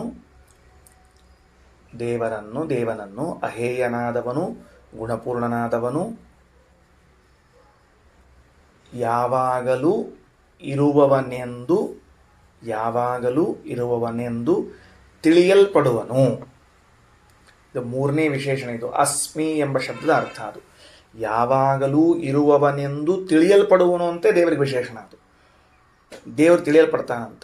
ಹೆಂಗೆ ತಿಳಿಯಲ್ಪಡ್ತಾನೆ? ಯಾವಾಗಲೂ ಇದ್ದವ ಅಂತ ತಿಳಿಯಲ್ಪಡ್ತಾನೆ. ಉಳಿದವರೆಲ್ಲ ಹಂಗಿಲ್ಲ. ಪ್ರಳಯ ಕಾಲದಲ್ಲಿ ಹೋಗ್ಬೇಕಾಗ್ತದೆ ಎಲ್ಲರೂ. ಸೃಷ್ಟಿ ಕಾಲದಲ್ಲಿ ಎಲ್ಲರಿದ್ದರೂ ಕೂಡ ಪ್ರಳಯ ಕಾಲದಲ್ಲಿ ಉಳಿದವರು ಇಲ್ಲ ಅಂತ ತಿಳಿಯಲ್ಪಡ್ತಾನೆ. ಪರಮಾತ್ಮ ಮಾತ್ರ ಪ್ರಳಯ ಕಾಲದಲ್ಲೂ ಇದ್ದವನು ಎಂದು ತಿಳಿಯಲ್ಪಡ್ತಾನೆ. ಪ್ರಳಯ ಕಾಲದಲ್ಲಿಯೇ ಇದ್ದವನು ಎಂದು ತಿಳಿಯಲ್ಪಟ್ಟಾಗ ಸೃಷ್ಟಿ ಕಾಲದಲ್ಲಂತರೂ ಇದ್ದವನು ಎಂದೇ ತಿಳಿಯಲ್ಪಡ್ತಾನೆ. ಆಮೇಲೆ ಸರ್ವದಾ ಇರುವವನು ಎಂದು ತಿಳಿಯಲ್ಪಡುವನು ಅಂತ ಅರ್ಥ ಆಯಿತು. ಏನು ಬರ್ಕೊಂಡ್ರಿ? ವಾಮದೇವ ಋಷಿಯು ದೇವರನ್ನು ಅಹೇಯನಾಗಿದ್ದಾನೆ, ಗುಣಪೂರ್ಣನಾಗಿದ್ದಾನೆ, ಸರ್ವದಾ ಇರೋನೆಂದು ತಿಳಿಯಲ್ಪಡುವನಾಗಿದ್ದಾನೆ ಎಂದು ಸಾಕ್ಷಾತ್ಕಾರ ಮಾಡಿಕೊಂಡದ್ದರಿಂದ ಪೂರ್ಣತೆಯನ್ನು ಹೊಂದಿದ್ದಾನೆ. ಸಾಕ್ಷಾತ್ಕಾರ ಮಾಡಿಕೊಂಡದ್ದರಿಂದ ಪೂರ್ಣತೆಯನ್ನು ಹೊಂದಿದ್ದಾನೆ. ಅಹೇಯಂಚ ಗುಣೈಃ ಪೂರ್ಣಂ ನಿತ್ಯಾಸ್ತಿ ಜ್ಞಾನಗೋಚರಂ ಬ್ರಹ್ಮ ಪಶ್ಯನ್ ವಾಮದೇವಃ ಸೂಕ್ತಮೇತದ್ದದರ್ಶಃ. ವಾಮದೇವ ಋಷಿಗಳು ಬ್ರಹ್ಮ ಪಶ್ಯನ್ ಪರಮಾತ್ಮನನ್ನು ಕಾಣುತ್ತಾ ಸಾಕ್ಷಾತ್ಕಾರ ಮಾಡಿಕೊಳ್ಳುತ್ತಾ ಈ ಸೂಕ್ತವನ್ನು ಕಂಡ್ರು. ಯಾವ ಸೂಕ್ತವನ್ನು ಕಂಡ್ರು? ಅಹಂ ಮನುಹು ಸೂರ್ಯ ಇತಿ ಸ್ವಾಂತರ್ಯಾಮಿ ವ್ಯಪೇಕ್ಷೆಯ. ಆ ಸೂಕ್ತವನ್ನು ಹೇಳಲಿಲ್ಲ, ಸೂಕ್ತದಲ್ಲಿ ಬಂದ ಕೆಲವು ಪದಗಳನ್ನು ಸಂಗ್ರಹ ಮಾಡಿದೆ ಭವಿಷ್ಯತ್ ಪರ್ವ. ಏನು ಸೂಕ್ತ ಅದು? ಅಹಂ ಮನುರಭವಂ ಸೂರ್ಯಶ್ಚಾಹಂ ಕಕ್ಷೀವಾನ್ ಋಷಿರಶ್ಮಿ ವಿಪ್ರಹ ಅಂತ ಮಂತ್ರ. ಅದು ಇರಲಿ. ಆ ಮಂತ್ರದಲ್ಲಿ ಬಂದಿರುವಂತಹ ಎಲ್ಲ ಶಬ್ದಗಳ ವಿವರಣೆಯನ್ನು ಮಾಡುತ್ತಾರೆ. ಈಗ ಅಲ್ಲೊಂದೊಂದು ಸ್ವಾರಸ್ಯ ಅದ. ಏನು ಸ್ವಾರಸ್ಯ ಅದ ಅಂದರೆ, ಭಗವಂತನನ್ನೇನೋ ಪೂರ್ಣ ಅಂತ ತಿಳ್ಕೊಂಡ, ಇದೆಲ್ಲ ಅರ್ಥ ಆಯ್ತು ನಮಗೆ, ಇದೇನು ಸಮಸ್ಯೆ ಇಲ್ಲ. ಆ ಮಂತ್ರದಲ್ಲಿ ಅಹಂ ಮನುಹು ಅಭವಂ ಸೂರ್ಯಶ್ಚ ಅಹಂ ಅಭವಂ ಕಕ್ಷೀವಾನ್ ಋಷಿ ಅಸ್ಮಿ ವಿಪ್ರಹ ಅಂತ ತಿಳಿದುಕೊಂಡು ವಾಮದೇವ ಋಷಿಗಳು ತಮ್ಮನ್ನು ಸ್ವಯಂಭೂ ಮನುವಿನಿಂದ ಅಭಿನ್ನನಾಗಿಯೂ, ಆಮೇಲೆ ಸೂರ್ಯನಿಂದ ಅಭಿನ್ನನಾಗಿಯೂ, ಕಕ್ಷೀವಾನ್ ಎಂಬ ಋಷಿಯಿಂದ ಅಭಿನ್ನನಾಗಿಯೂ ತಿಳಿದುಕೊಂಡಿದ್ದಾರಲ್ಲ ಅಂತ ಒಂದು ಪ್ರಶ್ನೆ ಎದುರಾಗ್ತದೆ ಆ ಸೂಕ್ತ ಓದಿದಾಗ. ಯಾಕೆ ಅವ್ರೇನಂದಾರ? ಅಹಂ ಮನುಹು ಅಭವಂ, ನಾನು ಮನುವಾಗಿದ್ದೇನೆ, ನಾನು ಸೂರ್ಯನಾಗಿದ್ದೇನೆ, ನಾನು ಕಕ್ಷೀವಾನ್ ಎಂಬ ಋಷಿಯಾಗಿದ್ದೇನೆ ಅಂತ ಹೀಗೆ ಕೆಲವರ ಜೊತೆಗೆ ತಮ್ಮನ್ನು ಅಭಿನ್ನರೆಂಬುದಾಗಿ ನೆನೆಸಿಕೊಂಡರು ಅಂತ ಆ ಮಂತ್ರದಲ್ಲಿ ಬರ್ತದೆ. ಇದಕ್ಕೆ ಒಂದು ಪ್ರತ್ಯೇಕವಾದ ಸೂತ್ರ ಇದೆ. ವೇದವ್ಯಾಸದೇವರು ಇದಕ್ಕೋಸ್ಕರ ಒಂದು ಸೂತ್ರ ಬರೆದಿದ್ದಾರೆ ಬ್ರಹ್ಮಸೂತ್ರದಲ್ಲಿ. ಓಂ ಶಾಸ್ತ್ರದೃಷ್ಟ್ಯಾತು ಉಪದೇಶೋ ವಾಮದೇವವತ್ ಅಂತ ಸೂತ್ರ. ವಾಮದೇವವತ್ ಅಂತ ಇದು ಮೊದಲನೇ ಅಧ್ಯಾಯದ ಮೊದಲನೇ ಪಾದದಲ್ಲಿ ಬರ್ತದೆ. ಶಾಸ್ತ್ರದೃಷ್ಟ್ಯಾತು ಉಪದೇಶೋ ವಾಮದೇವವತ್ ಅಂತನ್ನುವಾಗ ಇದೇನು ವಾಮದೇವ ಋಷಿಗಳು ಅಹಂ ಮನುಹು ಅಭವಂ ಅಹಂ ಸೂರ್ಯ ಅಭವಂ ಅಹಂ ಕಕ್ಷೀವಾನ್ ಋಷಿರಶ್ಮಿ ಅಂತ ಅನೇಕ ಜನರ ಜೊತೆಗೆ ತಮ್ಮನ್ನು ಅಭಿನ್ನರನ್ನಾಗಿ ಹೇಳುತ್ತಿದ್ದಾರೆ. ಈ ವಾಕ್ಯಕ್ಕೆ ಹೀಗರ್ಥ ಅಲ್ಲ. ಮತ್ತೆ ಶಾಸ್ತ್ರದೃಷ್ಟ್ಯ ಅಂದ್ರೆ ಅರ್ಥ ಏನು ಅಂದರೆ, ಶಾಸ್ತ್ರ ಅಂದರೆ ಅಂತರ್ಯಾಮಿ ಅಂತ ಅರ್ಥ. ಆ ಸೂತ್ರದಲ್ಲಿ ಶಾಸ್ತ್ರ ಶಬ್ದಕ್ಕೆ ಸಂವಿತ್ ಶಾಸ್ತ್ರಂ ಪರಂ ಪದಂ ಅಂತ ತಿಳಿದುಕೊಂಡು ಹೇಳಿ ಶಾಸ್ತ್ರ ಅನ್ನೋ ಶಬ್ದಕ್ಕೆ ಅಂತರ್ಯಾಮಿ ಅಂತ ಅರ್ಥ ಬರೆದಿದ್ದಾರೆ. ಆಮೇಲೆ ಶಾಸ್ತ್ರದೃಷ್ಟಿಯ ಅಂದರೆ ಅಂತರ್ಯಾಮಿ ದೃಷ್ಟಿಯಿಂದ. ಈಗ ಅವರಂದ್ರು ಅಹಂ ಮನುರಭವಂ ಅಂದರೆ ತಮ್ಮ ದೃಷ್ಟಿಯಿಂದ ಹೇಳಿಕೊಂಡಿಲ್ಲ, ತನ್ನ ಅಂತರ್ಯಾಮಿಯಾದ ಭಗವಂತನ ದೃಷ್ಟಿಯಿಂದ ಹೇಳಿಕೊಂಡಿದ್ದಾರೆ. ಅಹಂ ಸೂರ್ಯ ಅಂದ್ರು ತಮ್ಮ ದೃಷ್ಟಿಯಿಂದಲ್ಲ, ತನ್ನ ಅಂತರ್ಯಾಮಿಯಾದ ಭಗವಂತನ ದೃಷ್ಟಿಯಿಂದ. ಅಹಂ ಕಕ್ಷೀವಾನ್ ಋಷಿರಶ್ಮಿ ಅಂತ ಹೇಳ್ಕೊಂಡ್ರೆ ತಮ್ಮ ದೃಷ್ಟಿಯಿಂದಲ್ಲ, ತನ್ನ ಅಂತರ್ಯಾಮಿಯ ದೃಷ್ಟಿಯಿಂದ ಅಂತ ಹೇಳಿ ವೇದವ್ಯಾಸ ದೇವರು ಸೂತ್ರವನ್ನು ಬರೆದಿದ್ದಾರೆ. ಓಂ ಶಾಸ್ತ್ರದೃಷ್ಟ್ಯಾತು ಉಪದೇಶೋ ವಾಮದೇವವತ್ ಅಂತ ತಿಳಿದುಕೊಂಡು ಅದನ್ನು ಹೇಳ್ತಾರೆ. ಈಗ ಅಹಂ ಮನುಹು ಸೂರ್ಯ ಇತಿ ಸ್ವಾಂತರ್ಯಾಮಿ ವ್ಯಪೇಕ್ಷೆಯ, ತನ್ನ ಅಂತರ್ಯಾಮಿಯಾಗಿ ಇದ್ದವನ ಅಪೇಕ್ಷೆಯಿಂದ. ಈ ಅಂತರ್ಯಾಮಿ ಅಂತ ಯಾವುದಕ್ಕೆ ಕರೆಯೋದು ಹೇಳ್ರೋಣಂತ? ಯದ್ಯಪಿ ಒಳಗಿದ್ದವ, ಹಂಗೆ ಬಿಂಬನೂ ಒಳಗಿದ್ದಾನೆ, ಮತ್ತು ಇವನು ಒಳಗಿದ್ದಾನೆ. ಮತ್ತು ಅಂತರ್ಯಾಮಿ ಬಿಂಬ ಏನು ವ್ಯತ್ಯಾಸ ಅಂದ್ರೆ ಅದಕ್ಕೆ ಹೇಳ್ತಾರೆ ಅಂತರ್ಯಾಮಿ ಅಂದ್ರೆ ನಿಯಮನ ಮಾಡುವ ರೂಪಕ್ಕೆ ಅಂತರ್ಯಾಮಿತ್ವ. ನಮ್ಮೇನು ನಿಯಮನ ಮಾಡ್ತಾನೆ, ಪ್ರೇರಣೆ ಮಾಡ್ತಾನೆ, ಅದಕ್ಕೆ ಅವನಿಗೆ ಅಂತರ್ಯಾಮಿ ಅಂತ ಕರಿಬೇಕು. ಅವಂಗೆ ಸುಮ್ಮನೆ ಒಳಗಿದ್ದವನು ಅಂತಲ್ಲ, ಅಂತಸ್ಥಿತ್ವ ಒಳಗಿದ್ದು ನಿಯಮನಾದಿಗಳನ್ನು ಮಾಡುವನಾದ್ದರಿಂದ ಅವ ಅಂತರ್ಯಾಮಿ. ಹೋಗಲಿ ಮುಂದೆ ಹೋಗೋಣಂತ. ಅಲ್ಲಿ ಬಂದ ಶಬ್ದಗಳೆಷ್ಟವ? ಅಹಂ ಮನುಹು ಅಭವಂ ಸೂರ್ಯ ಅಹಂ ಕಕ್ಷೀವಾನ್ ಋಷಿ ಅಸ್ಮಿ ವಿಪ್ರಹ ಅಂತವ. ಅಷ್ಟೂ ಶಬ್ದಗಳನ್ನು ಆಚಾರ್ಯರು ಅಂತರ್ಯಾಮಿಯಾದ ಭಗವಂತನಲ್ಲಿ ಸಮನ್ವಯವನ್ನು ಮಾಡಿ ತೋರಿಸ್ತಾರೆ ಭವಿಷ್ಯತ್ ಪರ್ವದ ವಾಕ್ಯದಿಂದ. ಅಹಂ ಶಬ್ದೋ ಯತೋ ವಿಷ್ಣೋ ತತಶ್ಚೋತ್ತಮ ಪೂರುಷಾ ವರ್ತಂತೆ ಅಭವಮಿತ್ಯಾದ್ಯ ಸರ್ವಾಂತಸ್ತೆ ಜನಾರ್ದನೇ. ಅಹಂ ಅಭವಂ ಅಂತದ. ಇದು ವ್ಯಾಕರಣದ ದೃಷ್ಟಿಯಿಂದ ಉತ್ತಮ ಪುರುಷ ಪ್ರಯೋಗ. ವ್ಯಾಕರಣದ ದೃಷ್ಟಿಯಿಂದ ಏನು? ಉತ್ತಮ ಪುರುಷ ಪ್ರಯೋಗ. ಪ್ರಥಮ ಪುರುಷ, ಮಧ್ಯಮ ಪುರುಷ, ಉತ್ತಮ ಪುರುಷ. ಅದಕ್ಕೆ ಸಹ ತ್ವಂ ಅಹಂ. ಸಹ ಅನ್ನುವುದು ಪ್ರಥಮ ಪುರುಷ, ತ್ವಂ ಅನ್ನುವುದು ಮಧ್ಯಮ ಪುರುಷ, ಅಹಂ ಅನ್ನುವುದು ಉತ್ತಮ ಪುರುಷ. ಈ ಅಹಂ ಅಭವಂ ಅನ್ನುವುದೇನಿದೆ ಇದು ಉತ್ತಮ ಪುರುಷ ಪ್ರಯೋಗ ಅದ. ಅದಕ್ಕೆ ಶ್ರೀಮದಾಚಾರ್ಯ ಅಂತಾರೆ ಅಹಂ ಶಬ್ದೋ ಯಥೋ ವಿಷ್ಣು. ಅಹಂ ಎನ್ನುವಂತಹ ಶಬ್ದವು ವಿಷ್ಣುವಿನಲ್ಲಿ ಪ್ರಯೋಗ ಮಾಡ್ತಾ ಇದ್ದದ್ದರಿಂದ ಸರ್ವಾಂತಸ್ಥೆ ಜನಾರ್ದನೆ ಎಲ್ಲರ ಅಂತರ್ಯಾಮಿಯಾದ ಪರಮಾತ್ಮನ ವಿಷಯದಲ್ಲಿ ಉತ್ತಮ ಪುರುಷ ವರ್ತಂತೆ. ಆ ಉತ್ತಮ ಪುರುಷವಾದ ಯಾವುದು ಕ್ರಿಯಾಪದಗಳು ಏನದು ಅಭವಂ, ಅಹಂ ಮನು ಅಭವಂ, ಅಹಂ ಅಸ್ಮಿ ಇತ್ಯಾದಿ ಎಲ್ಲ ಶಬ್ದಗಳು ಹೊಂದಿಸಲ್ಪಡುತ್ತದೆ. ಅಂದರೆ ಅಹಂ ಶಬ್ದ ಮುಖ್ಯವಾಗಿ ಪರಮಾತ್ಮನಲ್ಲಿ ಇದ್ದದ್ದರಿಂದ ಎಲ್ಲರ ಅಂತರ್ಯಾಮಿಯಾದ ಪರಮಾತ್ಮನಲ್ಲಿಯೇ ಅಭವಂ, ಅಸ್ಮಿ, ಅಸ್ತಿ ಇತ್ಯಾದಿ ಎಲ್ಲ ಶಬ್ದಗಳು ಹೊಂದುತ್ತವೆ. ಇಷ್ಟು ವಿಷಯ. ಸರಿ, ಮುಂದೆ ಹೋಣಂತ. ಮನುರೇಶೋ ಅವಬೋಧನಾನ್ ಮನ್ವಂತಸ್ಥೋ ಜನಾರ್ದನ ಸಹ್ಯಾಚಾರಾನುವಾಚೇಶ ಪ್ರೇರಯನ್ ಮನುಮಾನಸಂ. ಈಗ ಮನುಹು ಎಂಬ ಶಬ್ದವನ್ನು ಪರಮಾತ್ಮನಲ್ಲಿ ಸಮನ್ವಯ ಮಾಡ್ತಾರೆ. ಯಾರು? ಭವಿಷ್ಯತ್ ಪರ್ವದಲ್ಲಿ ವೇದವ್ಯಾಸ ದೇವರು. ಮನುಹು ಮನುಹು ಅಂತಿದೆ. ಇದನ್ನು ಕೇಳಿದಾಗ ನಮಗೆ ತಲೆಗೆ ಬರೋದು ಮನುಗಳು. ಸ್ವಯಂಭೂ ಮನು ಮೊದಲಿಗೆ ಬರ್ತಾರೆ, ಅನಂತರದಲ್ಲಿ ವೈವಸ್ವತ ಮನು ಬರ್ತಾರೆ. ಸ್ವಲ್ಪ ಆಚೆ ಈಚೆ ಪುರಾಣ ಆದರೆ 14 ಮನುಗಳು ನೆನಪಿಗೆ ಬರ್ತಾರೆ. ಸರಿ, ಈಗ ಮನು ಅಂದ ಕೂಡಲೇ ಪ್ರಥಮವಾಗಿ ನಮಗೆ ತಲೆಗೆ ಬರೋರು ಸ್ವಯಂಭೂ ಮನು. ಅದಕ್ಕೆ ಆ ಸ್ವಯಂಭುವ ಮನು ಅಂದ್ರೆ ಸ್ವಯಂಭೂ ಚತುರ್ಮುಖ, ಅವರ ಪುತ್ರ ಸ್ವಯಂಭುವ ಮನು ಅಂತ. ಸರಿ, ಆ ಮನು ಎನ್ನುವ ಶಬ್ದ ಭಗವಂತನಲ್ಲಿ ಹೇಗೆ ಸಮನ್ವಯ ಮಾಡುವುದು ಅಂದರೆ ಮನುಹು ಏಷಃ ಅವಬೋಧತ್ವಾತ್. ಮನು ಅಂತ ಯಾವಾಗ ಕರೀತಾರೆ ಅಂದರೆ ಅವಬೋಧ ಅಂತ. ಅವಬೋಧ ಅಂದ್ರೆ ಜ್ಞಾನ. ಬರ್ಕೊಂಡಿಟ್ಕೊಳ್ರಿ.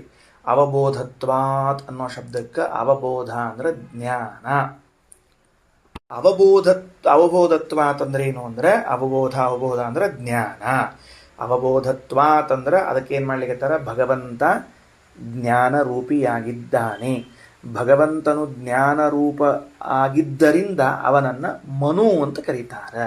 ಯಾಕೆ ದೇವರಿಗೆ ಮನು ಅಂತ ಕರಿಬೇಕು? ಜ್ಞಾನವೇ ರೂಪ. ಚರ್ಮದ ರೂಪ ಇಲ್ಲ, ಮಣ್ಣಿನ ರೂಪ ಇಲ್ಲ, ಮಣ್ಣಿನ ಆಕಾರ ಇಲ್ಲ, ಪ್ರಾಕೃತವಾದ ಆಕಾರ ಇಲ್ಲ, ಭೌತಿಕವಾದ ಇಂದ್ರಿಯಗಳಲ್ಲ, ಭೌತಿಕವಾದ ರೂಪ ಇಲ್ಲ. ಜ್ಞಾನವೇ ರೂಪ, ಜ್ಞಾನವೇ ಆಕಾರವಾಗಿದೆ. ಆದ್ದರಿಂದ ಅವನನ್ನ ಮನು ಎಂದು ಕರೆಯಬೇಕು. ಮನುರೇಶಃ ಅವಬೋಧತ್ವಾತ್. ಹೌದಾ, ಜ್ಞಾನ ತುಂಬಿಬಿಟ್ಟಿದೆ. ಜ್ಞಾನವೇ ಕೈ ಕಾಲು ಕಣ್ಣು ಮೂಗೆಲ್ಲ ಆಗಿಬಿಟ್ಟಿದೆ. ಜ್ಞಾನ ಸ್ವರೂಪನಾಗಿದ್ದಾನೆ. ಇಂಥವನು ಮನು ಅಂತಸ್ಥ. ಆ ಸ್ವಯಂಭುವನ ಮನುವಿನಲ್ಲಿ ಇದ್ದಾನ ಜನಾರ್ದನ. ಸಹಿ ಆಚಾರಾನ್ ಉವಾಚ ಈಶಃ. ಆ ಭಗವಂತನೇ ಮನುವಿನಲ್ಲಿ ಇದ್ದು ಎಲ್ಲ ಋಷಿಗಳಿಗೆ ಏನು ಮಾಡಿದ? ಮನುಸ್ಮೃತಿಯನ್ನು ಉಪದೇಶ ಮಾಡಿದ. ಪ್ರೇರಯನ್ ಮನುಮಾನಸಂ. ಮನುವಿನ ಮನಸ್ಸನ್ನು ಪ್ರೇರಣಾ ಮಾಡಿ ಎಲ್ಲ ಋಷಿಗಳಿಗೆ ಸದಾಚಾರಗಳ ಬೋಧನೆಯನ್ನು ಮಾಡಿದ್ದಾನೆ. ಅಂದರೆ ಏನಾಯ್ತು? ಈಗ ಸ್ವಯಂಭುವ ಮನುಗಳು ನಮಗೋಸ್ಕರ ಮನುಸ್ಮೃತಿಯನ್ನು ಕೊಟ್ಟರು. ಆ ಮನುಸ್ಮೃತಿಯನ್ನು ಕೊಟ್ಟವರು ಕೇವಲ ಸ್ವಯಂಭುವ ಮನು ಅಲ್ಲ, ಅವರ ಅಂತರ್ಯಾಮಿಯಾಗಿ ಜ್ಞಾನ ರೂಪದಿಂದಿದ್ದು ಮನು ಅಂತ ಕರೆಸಿಕೊಂಡ ಪರಮಾತ್ಮ ಅವರ ಮನಸ್ಸಿಗೆ ಪ್ರೇರಣೆಯನ್ನು ಮಾಡಿ ಎಲ್ಲರಿಗೂ ಸದಾಚಾರವನ್ನು ಮನುಸ್ಮೃತಿಯ ಮೂಲಕ ಬೋಧನೆಯನ್ನು ಮಾಡಿದರು. ಇಷ್ಟರ್ಥ. ಇನ್ನು ಸೂರ್ಯ ಅಂತದಲ್ಲ, ಅದಕ್ಕರ್ಥ ಏನು ಅಂದ್ರೆ ಸಯೇವ ಸೂರ್ಯವಿಃ ಪ್ರಾಪ್ಯ ಸೂರ್ಯಾಂತಸ್ಥೋ ಮುಮುಕ್ಷುಭಿಃ. ಅವನೇ ಸೂರಿಭಿ ಪ್ರಾಪ್ಯ ಸೂರ್ಯ. ಸೂರ್ಯ ಎಂಬ ಶಬ್ದಕ್ಕೆ ಅರ್ಥ ಹೆಂಗೆ ಮಾಡಬೇಕು? ಸೂರಿಭಿ ಜ್ಞಾನಿಗಳಿಂದ ಪ್ರಾಪ್ಯ ಹೊಂದಲ್ಪಡ್ತಾನಾದ್ದರಿಂದ ಅವ ಸೂರ್ಯ. ಸೂರ್ಯ ಅಂದ್ರೆ ಜ್ಞಾನಿಗಳಿಂದ ಹೊಂದಲ್ಪಡುವನು. ಎಲ್ಲಿದ್ದಾನ? ಸೂರ್ಯ ಅಂತಸ್ಥ. ಸೂರ್ಯನ ಅಂತರ್ಯಾಮಿ ಆಗಿದ್ದಾನೆ. ಹೌದು, ಮತ್ತು ಸೂರ್ಯನ ಅಂತರ್ಯಾಮಿ ಆಗ್ಯಾನಂತ ದಿವಸ ನಾವು ಗಾಯತ್ರಿ ಹೇಳಿ ಅರ್ಘ್ಯ ಬಿಡ್ತೀವಿ, ಮತ್ತು ನಮಗೂ ಪ್ರಾಪ್ಯನಾಗಿಬಿಡ್ಲಿ ಅಂದರೆ ಮುಮುಕ್ಷುಭಿ. ಈಗಲ್ಲ, ಚರಮ ಶರೀರ ಬಿಟ್ಟಾಗ, ಕೊನೆಯ ಶರೀರವನ್ನು ಬಿಟ್ಟಾಗ ಮಧ್ಯದಲ್ಲಿ ಕೆಲವು ಲೋಕಗಳು ಹೋಗಬೇಕು. ಆವಾಗ ವೈಶ್ವಾನರೇ ದ್ವಿನದ್ಯಾಂಬ ಸೂರ್ಯಮಂಡಲೇ ಏನದು ದೇಹವನ್ನು ಬಿಟ್ಟು ಯಾತಿ ಕಿಂಸ್ತುಗ್ನ ಕೇಶವಂ ಅಂತ ತಿಳಿದುಕೊಂಡು ಕೆಲವು ಸ್ಥಳಗಳಲ್ಲಿ ಲಿಂಗದೇಹವನ್ನು ಭಂಗ ಮಾಡಿಕೊಂಡು ಹೋಗ್ತಾರಂತ. ಆ ಸಂದರ್ಭದಲ್ಲಿ ಸೂರ್ಯ ಬರ್ತಾನೆ. ಕೆಲವರಿಗೆ ಅಲ್ಲೇ ಹೋಗ್ತದೆ, ಅಲ್ಲೇ ಪ್ರಾರಬ್ಧ ಕರ್ಮ ಹೋಗ್ತದೆ. ಲಿಂಗಭಂಗ ಅಲ್ಲ, ಪ್ರಾರಬ್ಧ ಕರ್ಮ ಅಲ್ಲಿಗೆ ಹೋಗ್ತದೆ. ಹಂಗೆ ಹೋಗೋ ಕಾಲಕ್ಕೆ ಅಲ್ಲಿರುವಂತಹ ಪರಮಾತ್ಮ ಪ್ರಾಪ್ಯನಾಗ್ತಾನೆ. ಅದಕ್ಕೆ ಅವನು ಸೂರ್ಯ ಅಂತ ಕರೀತಾರೆ. ಇನ್ನು ಕಕ್ಷೀವಾನ್ ಋಷಿ ಅಂತ ಕರೆಸ್ಕೊಂಡ್ರ. ಅದಕ್ಕೆ ಅರ್ಥ ಏನು? ಸಯೇವ ಕಕ್ಷಗೈ ಸೇವ್ಯ ಕಕ್ಷೀವತಿ ಸಮಾಸ್ಥಿತ. ದೇವರು ಕಕ್ಷೀವಾನ್ ಅಂತ ಯಾಕೆ ಕರೆಸ್ಕೊಳ್ತಾನ ಅಂದ್ರೆ ಕಕ್ಷ ಅಂದರೆ ಕಾಡು. ಕಕ್ಷ ಅಂದರೆ ಕಾಡು, ಕಾಡಿನಲ್ಲಿರುವ ಋಷಿಗಳಿಂದ ಸೇವ್ಯನಾಗಿದ್ದರಿಂದ ದೇವರಿಗೆ ಕಕ್ಷೀವಾನ್ ಅಂತ ಹೆಸರು. ಎಲ್ಲದ ಕಕ್ಷೀವತಿ ಸಮಾಸ್ಥಿತ ಅಂದರೆ ಕಾಡಿನಲ್ಲಿ ಇದ್ದವರು. ಆ ಕಾಡಿನಲ್ಲಿ ಇದ್ದ ಋಷಿಗಳಿಂದ ಕಕ್ಷಗೈ ಸೇವ್ಯ ಸಯೇವ, ಅವನೇ, ಅದರಿಂದ ಕಕ್ಷೀವಾನ್. ಇನ್ನು ಅದೇ ತರಹದಿಂದ ಇನ್ನೆರಡು ಶಬ್ದಗಳನ್ನು, ಸಯೇವ ಶುಕ್ರ ಸಂಸ್ಥಸ್ತು ನೀತೇ ಕವಯತಿ ಸ್ವಯಂ ಯತಃ ಕವಿಸ್ಸ ಕಾಮಸ್ಯ ಪ್ರೇರಣಾದುಷನಾ ಸ್ಮೃತಃ. ಶುಕ್ರಾಚಾರ್ಯರಿಗೆ ಶುಕ್ರ ಆಮೇಲೆ ಉಶನ ಅಂತ ಹೆಸರದ ಅಂತ, ಶುಕ್ರಾಚಾರ್ಯರಿಗೆ ಕವಿ ಮತ್ತು ಉಶನ ಅಂತ ಹೆಸರದ ಅಂತ. ಯಾಕೆ ಆ ಹೆಸರು ಬಂತು? ಅಂತರ್ಯಾಮಿಯಾದ ಪರಮಾತ್ಮನಿಗೆ ಆ ಹೆಸರದ. ಏನಂತ? ನೀತೇಹೇ ಕವಯತಿ. ನೀತೇಹೇ ಕವಯತಿ ಅಂದ್ರೆ ನೀತಿಶಾಸ್ತ್ರವನ್ನು ನಿರೂಪಣಾ ಮಾಡಿದ್ದರಿಂದ ಶುಕ್ರಾಚಾರ್ಯರಿಗೆ ಕವಿ ಅಂತ ಹೆಸರು. ಶುಕ್ರನೀತಿ ಅಂತ ಲೋಕದಲ್ಲಿ ಪ್ರಸಿದ್ಧ ಅದ.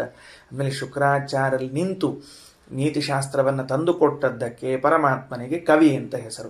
ಉಶನ ಅಂತ ಹೆಸರದಂತ ಶುಕ್ರಾಚಾರ್ಯರಿಗೆ. ಯಾಕ ಅಂತ ಕೇಳಿದ್ರೆ ಕಾಮಸ್ಯ ಪ್ರೇರಣಾತ್. ಉಶನ ಅಂದ್ರೆ ಉಷ ಇಚ್ಛಾಯಾಮ್. ಉಷ ಶಬ್ದಕ್ಕೆ ಇಚ್ಛಾ ಅಂತ ಅರ್ಥ. ನಾ ಅಂದ್ರೆ ಪ್ರೇರಕ. ನಮ್ಮಲ್ಲಿ ಇದ್ದು ತನ್ನ ಇಚ್ಛೆಯನ್ನು ತಾನು ಇಚ್ಛೆ ಮಾಡಿ ನಮಗೆ ಇಚ್ಛೆಯನ್ನು ಉಂಟು ಮಾಡಿಸ್ತಾನ, ನಮ್ಮ ಇಚ್ಛಾ ಪ್ರೇರಕನಾಗಿದ್ದಾನೆ. ಇನ್ನ ಪುರಂದರ ಅಂತ ಹೆಸರು ದೇವರಿಗೆ. ಯಾಕ? ಇಂದ್ರನಲ್ಲಿ ಇದ್ದಾನೆ. ಇಂದ್ರನಲ್ಲಿ ಇದ್ದ ಪರಮಾತ್ಮನಿಗೆ ಪುರಂದರ. ಕಾರಣ ಸಯೇವ ಶಂಬರ ಪುರೋ ಬಿಭೇಂದೇಂದ್ರೇ ವ್ಯವಸ್ಥಿತ. ಶಂಬರಾಸುರನ ಪುರಗಳನ್ನು ಭೇದಿಸಿದ್ದರಿಂದ ಇಂದ್ರದೇವರಿಗೆ ಪುರಂದರ ಅಂತ ಹೆಸರು. ಅದಕ್ಕೆ ಅವರಲ್ಲಿ ಇರುವಂತಹ ಪರಮಾತ್ಮ ಮೊದಲು ಪುರಂದರ, ಆಮೇಲೆ ಇವರಿಗೆ ಅಂತ. ಸರ್ವಾಂತರ್ಯಾಮಕತ್ವಾತ್ತು ಸರ್ವಕರ್ಮ ಸಯೇವ ಹೀ. ಅವರೇ ಎಲ್ಲ ಅಂತರ್ಯಾಮಿಯಾಗಿದ್ದಾನೆ, ಎಲ್ಲ ಕರ್ಮಗಳನ್ನು ಅವನೇ ಮಾಡುತ್ತಾನೆ. ತತಃ ಸೂಕ್ತೆ ತಥೋವಾಚ ವಾಮದೇವ ಶ್ರೇಯಪತಿ. ಹೀಗೆ ಇದ್ದದ್ದರಿಂದಲೇನೆ ವಾಮದೇವ ಋಷಿಗಳು ಸೂಕ್ತದಲ್ಲಿ ಲಕ್ಷ್ಮೀಪತಿಯನ್ನು ಕುರಿತು ಹಿಂಗೆ ಮಾಡ್ಯಾರ. ಯೋ ಯೋ ಹೇಯಂ ಪರಂ ಬ್ರಹ್ಮ ಸದೈವಾಸ್ತೀತಿ ಮಾನಗಂ ಇದಾನೀಮಪಿ ಜಾನಾತಿ ಸ್ವಯೋಗ್ಯಾಂಸ ಸಮಗ್ರತಾಂ. ಇಲ್ಲಿ ಇವತ್ತಿಗೂ ಕೂಡ ಯಾರು ಭಗವಂತನನ್ನ ಅಹೇಯ ಗುಣಪೂರ್ಣ ಸದೈವ ಇದ್ದವನು ಎಂದು ತಿಳಿದುಕೊಳ್ಳುತ್ತಾರೋ ಅವನು ತಾನು ಪರಿಪೂರ್ಣನಾಗುತ್ತಾನೆ. ಇಷ್ಟು ಆ ಶ್ರುತಿಯ ಅರ್ಥ. ಇದರ ಮುಂದೆ ಇನ್ನೊಂಚೂರು ದೇವತೆಗಳಿಗೂ ನಮಗೂ ಇರುವಂತಹ ಒಂದು ಅದ್ಭುತವಾದ ಸಂಬಂಧವನ್ನು ಹೇಳುತ್ತಾರೆ. 1-2 ನಿಮಿಷ ಹೇಳಿ ಮುಗಿಸ್ಬಿಡ್ತೀನಿ. ಮುಂದಿನ ವಾಕ್ಯಗಳಲ್ಲಿ ದೇವತೆಗಳಿಗೂ ನಮಗೂ ಒಂದು ಬಾಂಧವ್ಯ ಇದೆಯಂತೆ. ಇದೊಂದು ತುಂಬ ಸುಂದರವಾದ ಬಾಂಧವ್ಯ. ಇದು ರಕ್ತ ಹಂಚಿಕೊಂಡು ಬಂದದ್ದರಿಂದ, ಹುಟ್ಟಿಕೊಂಡು ಬಂದದ್ದರಿಂದ, ಅಥವಾ ಇನ್ಯಾವುದೋ ಉಪಕಾರದಿಂದ ಬಂದ ಬಾಂಧವ್ಯ ಅಲ್ಲ. ನಮಗೂ ದೇವತೆಗಳಿರೋ ಬಾಂಧವ್ಯ. ಆ ಮುಖ ಬೇರೆ ಇರಲಿ. ಇಲ್ಲೊಂದು ಬಾಂಧವ್ಯವನ್ನು ಹೇಳಿಗತ್ತಾರ. ಏನು ಬಾಂಧವ್ಯ? ಪ್ರಾಪ್ನೋತಿ ತಸ್ಯ ದೇವಾಶ್ಚ ನಾಭೂತಿಂ ಕರ್ತುಮೀಶತೆ. ಯಾವ ವ್ಯಕ್ತಿ ಇವತ್ತಿಗೂ ಕೂಡ ಪರಮಾತ್ಮನ ಈ ತರಹದ ಜ್ಞಾನವನ್ನು ಮಾಡಿಕೊಳ್ಳುತ್ತಾನೆ. ಉದಾಹರಣೆಗೆ, ನಿಮ್ಮಲ್ಲಿ ಯಾರೋ ಒಬ್ರು ಇದ್ದೀರಿ, ಪಾಠ ಕೇಳಿದ್ರಿ, ಚೆಂದಾಗಿ ವಿಶ್ವಾಸ ಬಂದಿದೆ, ಶ್ರೀಮದಾಚಾರ್ಯ ವಾಕ್ಯದ ಮೇಲೆ ಭಾರಿ ವಿಶ್ವಾಸ ಬಂದಿದೆ, ಕುಳಿತುಕೊಂಡು ನಿತ್ಯ ಭಗವಂತನ ಆರಾಧನೆ ಮಾಡುತ್ತಿದ್ದೀರಿ. ಭಗವಂತ ಅಹೇಯನಾಗಿದ್ದಾನೆ, ಗುಣಪೂರ್ಣನಾಗಿದ್ದಾನೆ, ಸರ್ವದಾ ಇರುವನೆಂದು ತಿಳಿಯಲ್ಪಟ್ಟಿದ್ದಾನೆ ಅಂತ ಈ ತರಹದ ಜ್ಞಾನವನ್ನು ಮಾಡಿಕೊಂಡು ನೀವು ಪೂರ್ಣತೆಯನ್ನು ಹೊಂದಲಿಕ್ಕೆ ಹೊರಟಿದ್ದೀರಿ ಅಂತ ಇಟ್ಕೊಂಡಂತ. ನೀವು ಆ ಮಾರ್ಗದಲ್ಲಿ ಇದ್ದೀರಿ. ಆಗ ಏನಾಗ್ತದೆ ಅಂದರೆ, ಈಗ ನಮಗೊಂದು ಸಮಸ್ಯೆ ತೋರಿಸ್ತಾರೆ ಶ್ರೀಮದಾಚಾರ್ಯ. ಹಿರಣ್ಯಕಶಿಪು ತಪಸ್ಸಿಗೆ ಕೂತ್ಕೊಂಡಿದ್ದ, ರಾವಣ ತಪಸ್ಸಿಗೆ ಕೂತ್ಕೊಂಡಿದ್ದ, ವಿಶ್ವಾಮಿತ್ರರು ತಪಸ್ಸಿಗೆ ಕೂತ್ಕೊಂಡಿದ್ರು, ಬೇರೆ ಬೇರೆ ಋಷಿಗಳು, ದೈತ್ಯರು ಅಥವಾ ಇನ್ಯಾರ್ಯಾರೋ ಮನುಷ್ಯರು ತಪಸ್ಸಿಗೆ ಕೂತಿದ್ರು. ಆ ಎಲ್ಲ ದೇವತೆಗಳು ಅವರ ತಪಸ್ಸು, ಅವರ ಮಾರ್ಗ ಪೂರ್ಣವಾಗಬಾರದು, ಸಿಗಬಾರದು ಅಂತ ವಿಘ್ನಗಳನ್ನು ಒಡ್ಡಿದ್ರು ಅವರು. ಅಂದ ಮೇಲೆ ಯಾವ ವ್ಯಕ್ತಿ ತನ್ನ ಸಮೃದ್ಧಿಯನ್ನು ಬಯಸಿಕೊಂಡು, ಪೂರ್ಣತೆಯನ್ನು ಬಯಸಿಕೊಂಡು ಆ ಕಡೆಗೆ ಮುಖ ಮಾಡಿಕೊಂಡು ಹೊರಟಿದ್ದಾನ, ಆ ಕಾಲದಲ್ಲಿ ದೇವತೆಗಳು ವಿಘ್ನ ಮಾಡಿದ್ದು ಕಂಡಿದೆ ಪುರಾಣಗಳಲ್ಲಿ. ಹಾಗಾದರೆ ನಾನು ಹಿಂಗೆ ತಿಳ್ಕೊಂಡು ನನ್ನ ಯೋಗ್ಯತೆಗೆ ತಕ್ಕಂತೆ ಪರಿಪೂರ್ಣತೆಯನ್ನು ಪಡೆದುಕೊಳ್ಳಿಕ್ಕೆ ಹೊರಟಿದ್ರೆ, ಇದಕ್ಕೂ ದೇವತೆಗಳು ವಿಘ್ನವನ್ನು ಮಾಡ್ತಾರಾ ಅಂತ ಒಂದು ಪ್ರಶ್ನೆ. ಇದರ ಬಗ್ಗೆ ಸಾಕಷ್ಟು ಮಾತುಗಳವ. ಮಧ್ಯಾಹ್ನದಾಗ ಹೇಳ್ತೀನಿ. ಇಲ್ಲದೇ ಇದ್ರೆ ಮತ್ತೆ ಯಾವಾಗ ಮಧ್ಯಾಹ್ನ ಬರ್ತದೆ ಅವಾಗ ಹೇಳೋದು ಅಷ್ಟೇ. ಅಂದರೆ ಮಧ್ಯಾಹ್ನ ಅಂತ ಇಷ್ಟು ಹೇಳಿದ್ದದ, ಇವತ್ತ ಮಧ್ಯಾಹ್ನ ನಾಳೆ ಮಧ್ಯಾಹ್ನ ಅಂತಲ್ಲ, ಮಧ್ಯಾಹ್ನದಲ್ಲಿ ಹೇಳುತ್ತೇನೆ ಪ್ರತಿಜ್ಞೆ. ಹಾಗಾಗಿ ಶ್ರೀಮದಾಚಾರ್ಯ ಅಂತಾರೆ ಹಂಗಿಲ್ಲ, ಎಂದೂ ದೇವತೆಗಳು ಹಾಗೆ ಮಾಡುವುದಿಲ್ಲ. ಅವರಿಗೂ ನಮಗೂ ಒಂದು ಬಾಂಧವ್ಯ ಅದ. ಎಷ್ಟು ಚಂದದ ನೋಡ್ಕೊಳ್ರಿ. ಇದಾನೀಮಪಿ ಜಾನಾತಿ ಸ್ವಯೋಗ್ಯಾಂ ಸ ಸಮಗ್ರತಾಂ ಪ್ರಾಪ್ನೋತಿ ತಸ್ಯ ದೇವಾಶ್ಚ ನಾಭೂತಿಂ ಕರ್ತುಮೀಶತೆ. ಅವನಿಗೆ ದೇವತೆಗಳು ಅಭೂತಿಂ ಅಂದರೆ ಅಮಂಗಳವನ್ನು ನ ಕರ್ತುಂ ಈಶತೆ ಮಾಡಲು ಅವರು ಸಮರ್ಥರಾಗುವುದಿಲ್ಲ. ಅಂದರೆ ಇಚ್ಛಾನೇ ಮಾಡಂಗಿಲ್ಲ. ನಮಗೆ ಅಮಂಗಳ ಉಂಟು ಮಾಡಬೇಕು ಅಂತ ಆ ದೇವತೆಗಳು ಇಚ್ಛಾ ಮಾಡೋದೇ ಇಲ್ಲ. ಸಮರ್ಥ ಇಲ್ಲ ಅಂತ ತಿಳಿಬೇಡ್ರಿ, ಅಲ್ಲಿ ಶ್ಲೋಕ ಹಂಗೆ ಅನ್ನಿಸ್ತದೆ. ಸಮರ್ಥ ಇಲ್ಲ ಅಲ್ಲ, ಇಚ್ಛಾ ಮಾಡಂಗಿಲ್ಲ ಅಷ್ಟೇ. ಸಮರ್ಥರಿದ್ದಾರೆ, ಮಹಾಸಮರ್ಥರು. ಒಂದು ಕ್ಷಣದಾಗ ನಮ್ಮನ್ನು ಎತ್ತಿ ಶಶವಿಷಾಣ ಮಾಡಿ ಹೋಗಿಬಿಡ್ತಾರೆ, ಬಿಗ್ ಜೀರೋ ಮಾಡಿ ಹೋಗಿಬಿಡ್ತಾರೆ. ಸಮರ್ಥರಿದ್ದಾರೆ. ಹಂಗೆ ಇಚ್ಛಾ ಮಾಡೋದಿಲ್ಲ ಅವರು. ಯಾಕೆ ಇಚ್ಛಾ ಮಾಡಂಗಿಲ್ಲ? ಅಲ್ಲಿ ರಹಸ್ಯದ ಈಗ ಏನು ಇಚ್ಛಾ ಮಾಡಂಗಿಲ್ಲ ಯಾಕೆ ಅಂತಂದ್ರೆ, ನಾವು ಯಾವ ಪರಮಾತ್ಮನನ್ನ ಅಹೇಯ ಪರಿಪೂರ್ಣ ಮತ್ತು ಸರ್ವದಾ ಅಸ್ತಿ ಅಂತ ತಿಳ್ಕೊಳ್ಳಿಕ್ಕೆ ಹೊರಟಿದ್ದೀವಲ್ಲ, ಆ ಭಗವಂತ ಆ ದೇವತೆಗಳಿಗೆಲ್ಲ ಸ್ವಾಮಿಯಾಗಿದ್ದಾನೆ.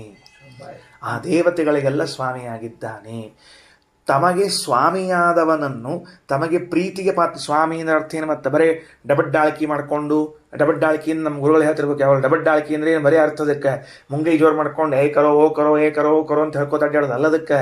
ಹಂಗೆ ಸ್ವಾಮಿತ್ವ ಅಲ್ಲದು. ಕೆಲವರು ಹಿಂಗೆ ಟೊಂಕದ ಮೇಲೆ ಕೈ ಇಟ್ಕೊಂಡ್ಬಿಟ್ಟಿರ್ತಾರ್ರಿ, ಅಂತ ಇರ್ತಾರೆ.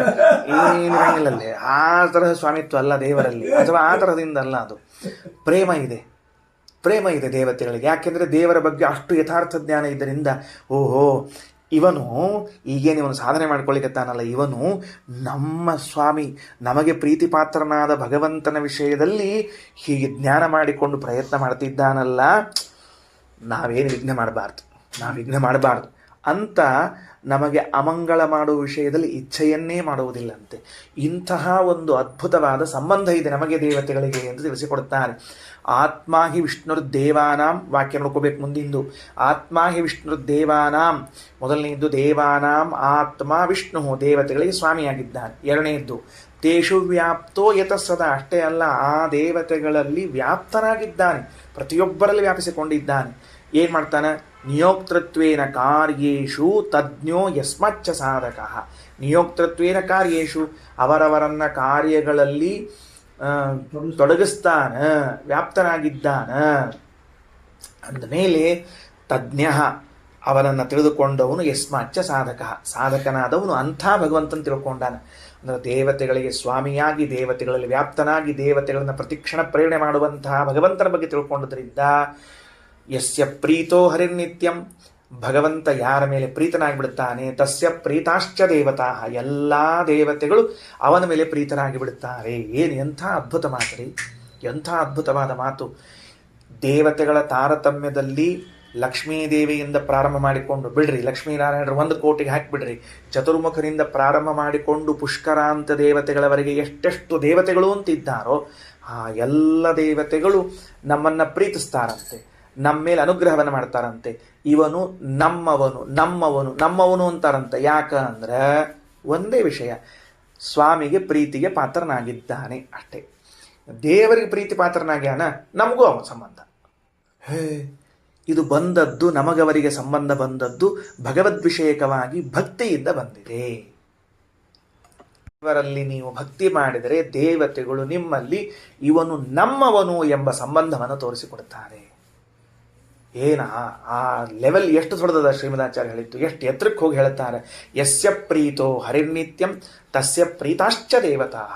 ಯಾರ ಮೇಲೆ ಭಗವಂತ ಪ್ರೀತನಾಗಿ ಬಿಟ್ಟ ಎಲ್ಲ ದೇವತೆಗಳು ಅವನ ಮೇಲೆ ಪ್ರೀತಿ ಸುರಿಸ್ಲಿಕ್ಕೆ ಶುರು ಮಾಡ್ತಾರೆ. ರಪ ಪ್ರೀತಿ ಶುರು ಮಾಡ್ತಾರೆ.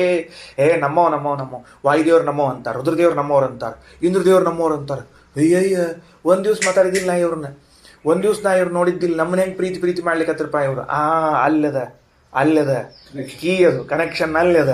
ಅಂದಮೇಲೆ ಭಗವಂತನನ್ನು ಪ್ರೀತಿಪಡಿಸುವಂತಹ ಉಪಾಯವನ್ನು ಪಡಿರಿ, ಎಲ್ಲರೂ ತಾವೇ ನಿಮ್ಮ ಮೇಲೆ ಪ್ರೀತಿಯ ಮಳೆಯನ್ನು ಸುರಿಸ್ತಾರೆ. ಪ್ರೀತಿಯೋಗಾತ್, ಇಂತಹ ಪ್ರೀತಿಯ ಸಂಬಂಧ ಇದ್ದದ್ರಿಂದಲೇನೆ ನೈವ ತಸ್ಯ ವಿರುದ್ಧಂ ಕರ್ತುಮೀಶತೆ, ಅದಕ್ಕೆ ನಮಗೆ ವಿರೋಧವನ್ನು ಮಾಡುವುದಿಲ್ಲ ದೇವತೆಗಳು ಎಂದು ನಮಗೆ ವಿರೋಧವನ್ನು ಮಾಡುವುದಿಲ್ಲ. ಅದಕ್ಕೆ ದೇವತೆಗಳಿಗೆ ಕೇಳ್ಕೊಳ್ಳೋದು, ಸ್ವಾಮಿ ನಾವು ದೇವರ ಭಕ್ತರು, ಧರ್ಮ ಮಾರ್ಗದಲ್ಲಿ ಇದ್ದೀವಿ, ದಯಮಾಡಿ ವಿಘ್ನ ಮಾಡಬೇಡ್ರಿ ಅಷ್ಟೇ. ನಮಗೂ ನಿಮಗೂ ಇರೋದು ಇಷ್ಟೇ ಅದ ಸಂಬಂಧ. ಅಂದಮೇಲೆ ನೀವು ನಮ್ಮನ್ನು ಪ್ರೀತಿಸ್ರಿ ಅಂತ ಕೇಳಿಕೊಂಡಿದ್ದಾರೆ. ಶ್ರೀಕೃಷ್ಣಾರ್ಪಣಮಸ್ತು.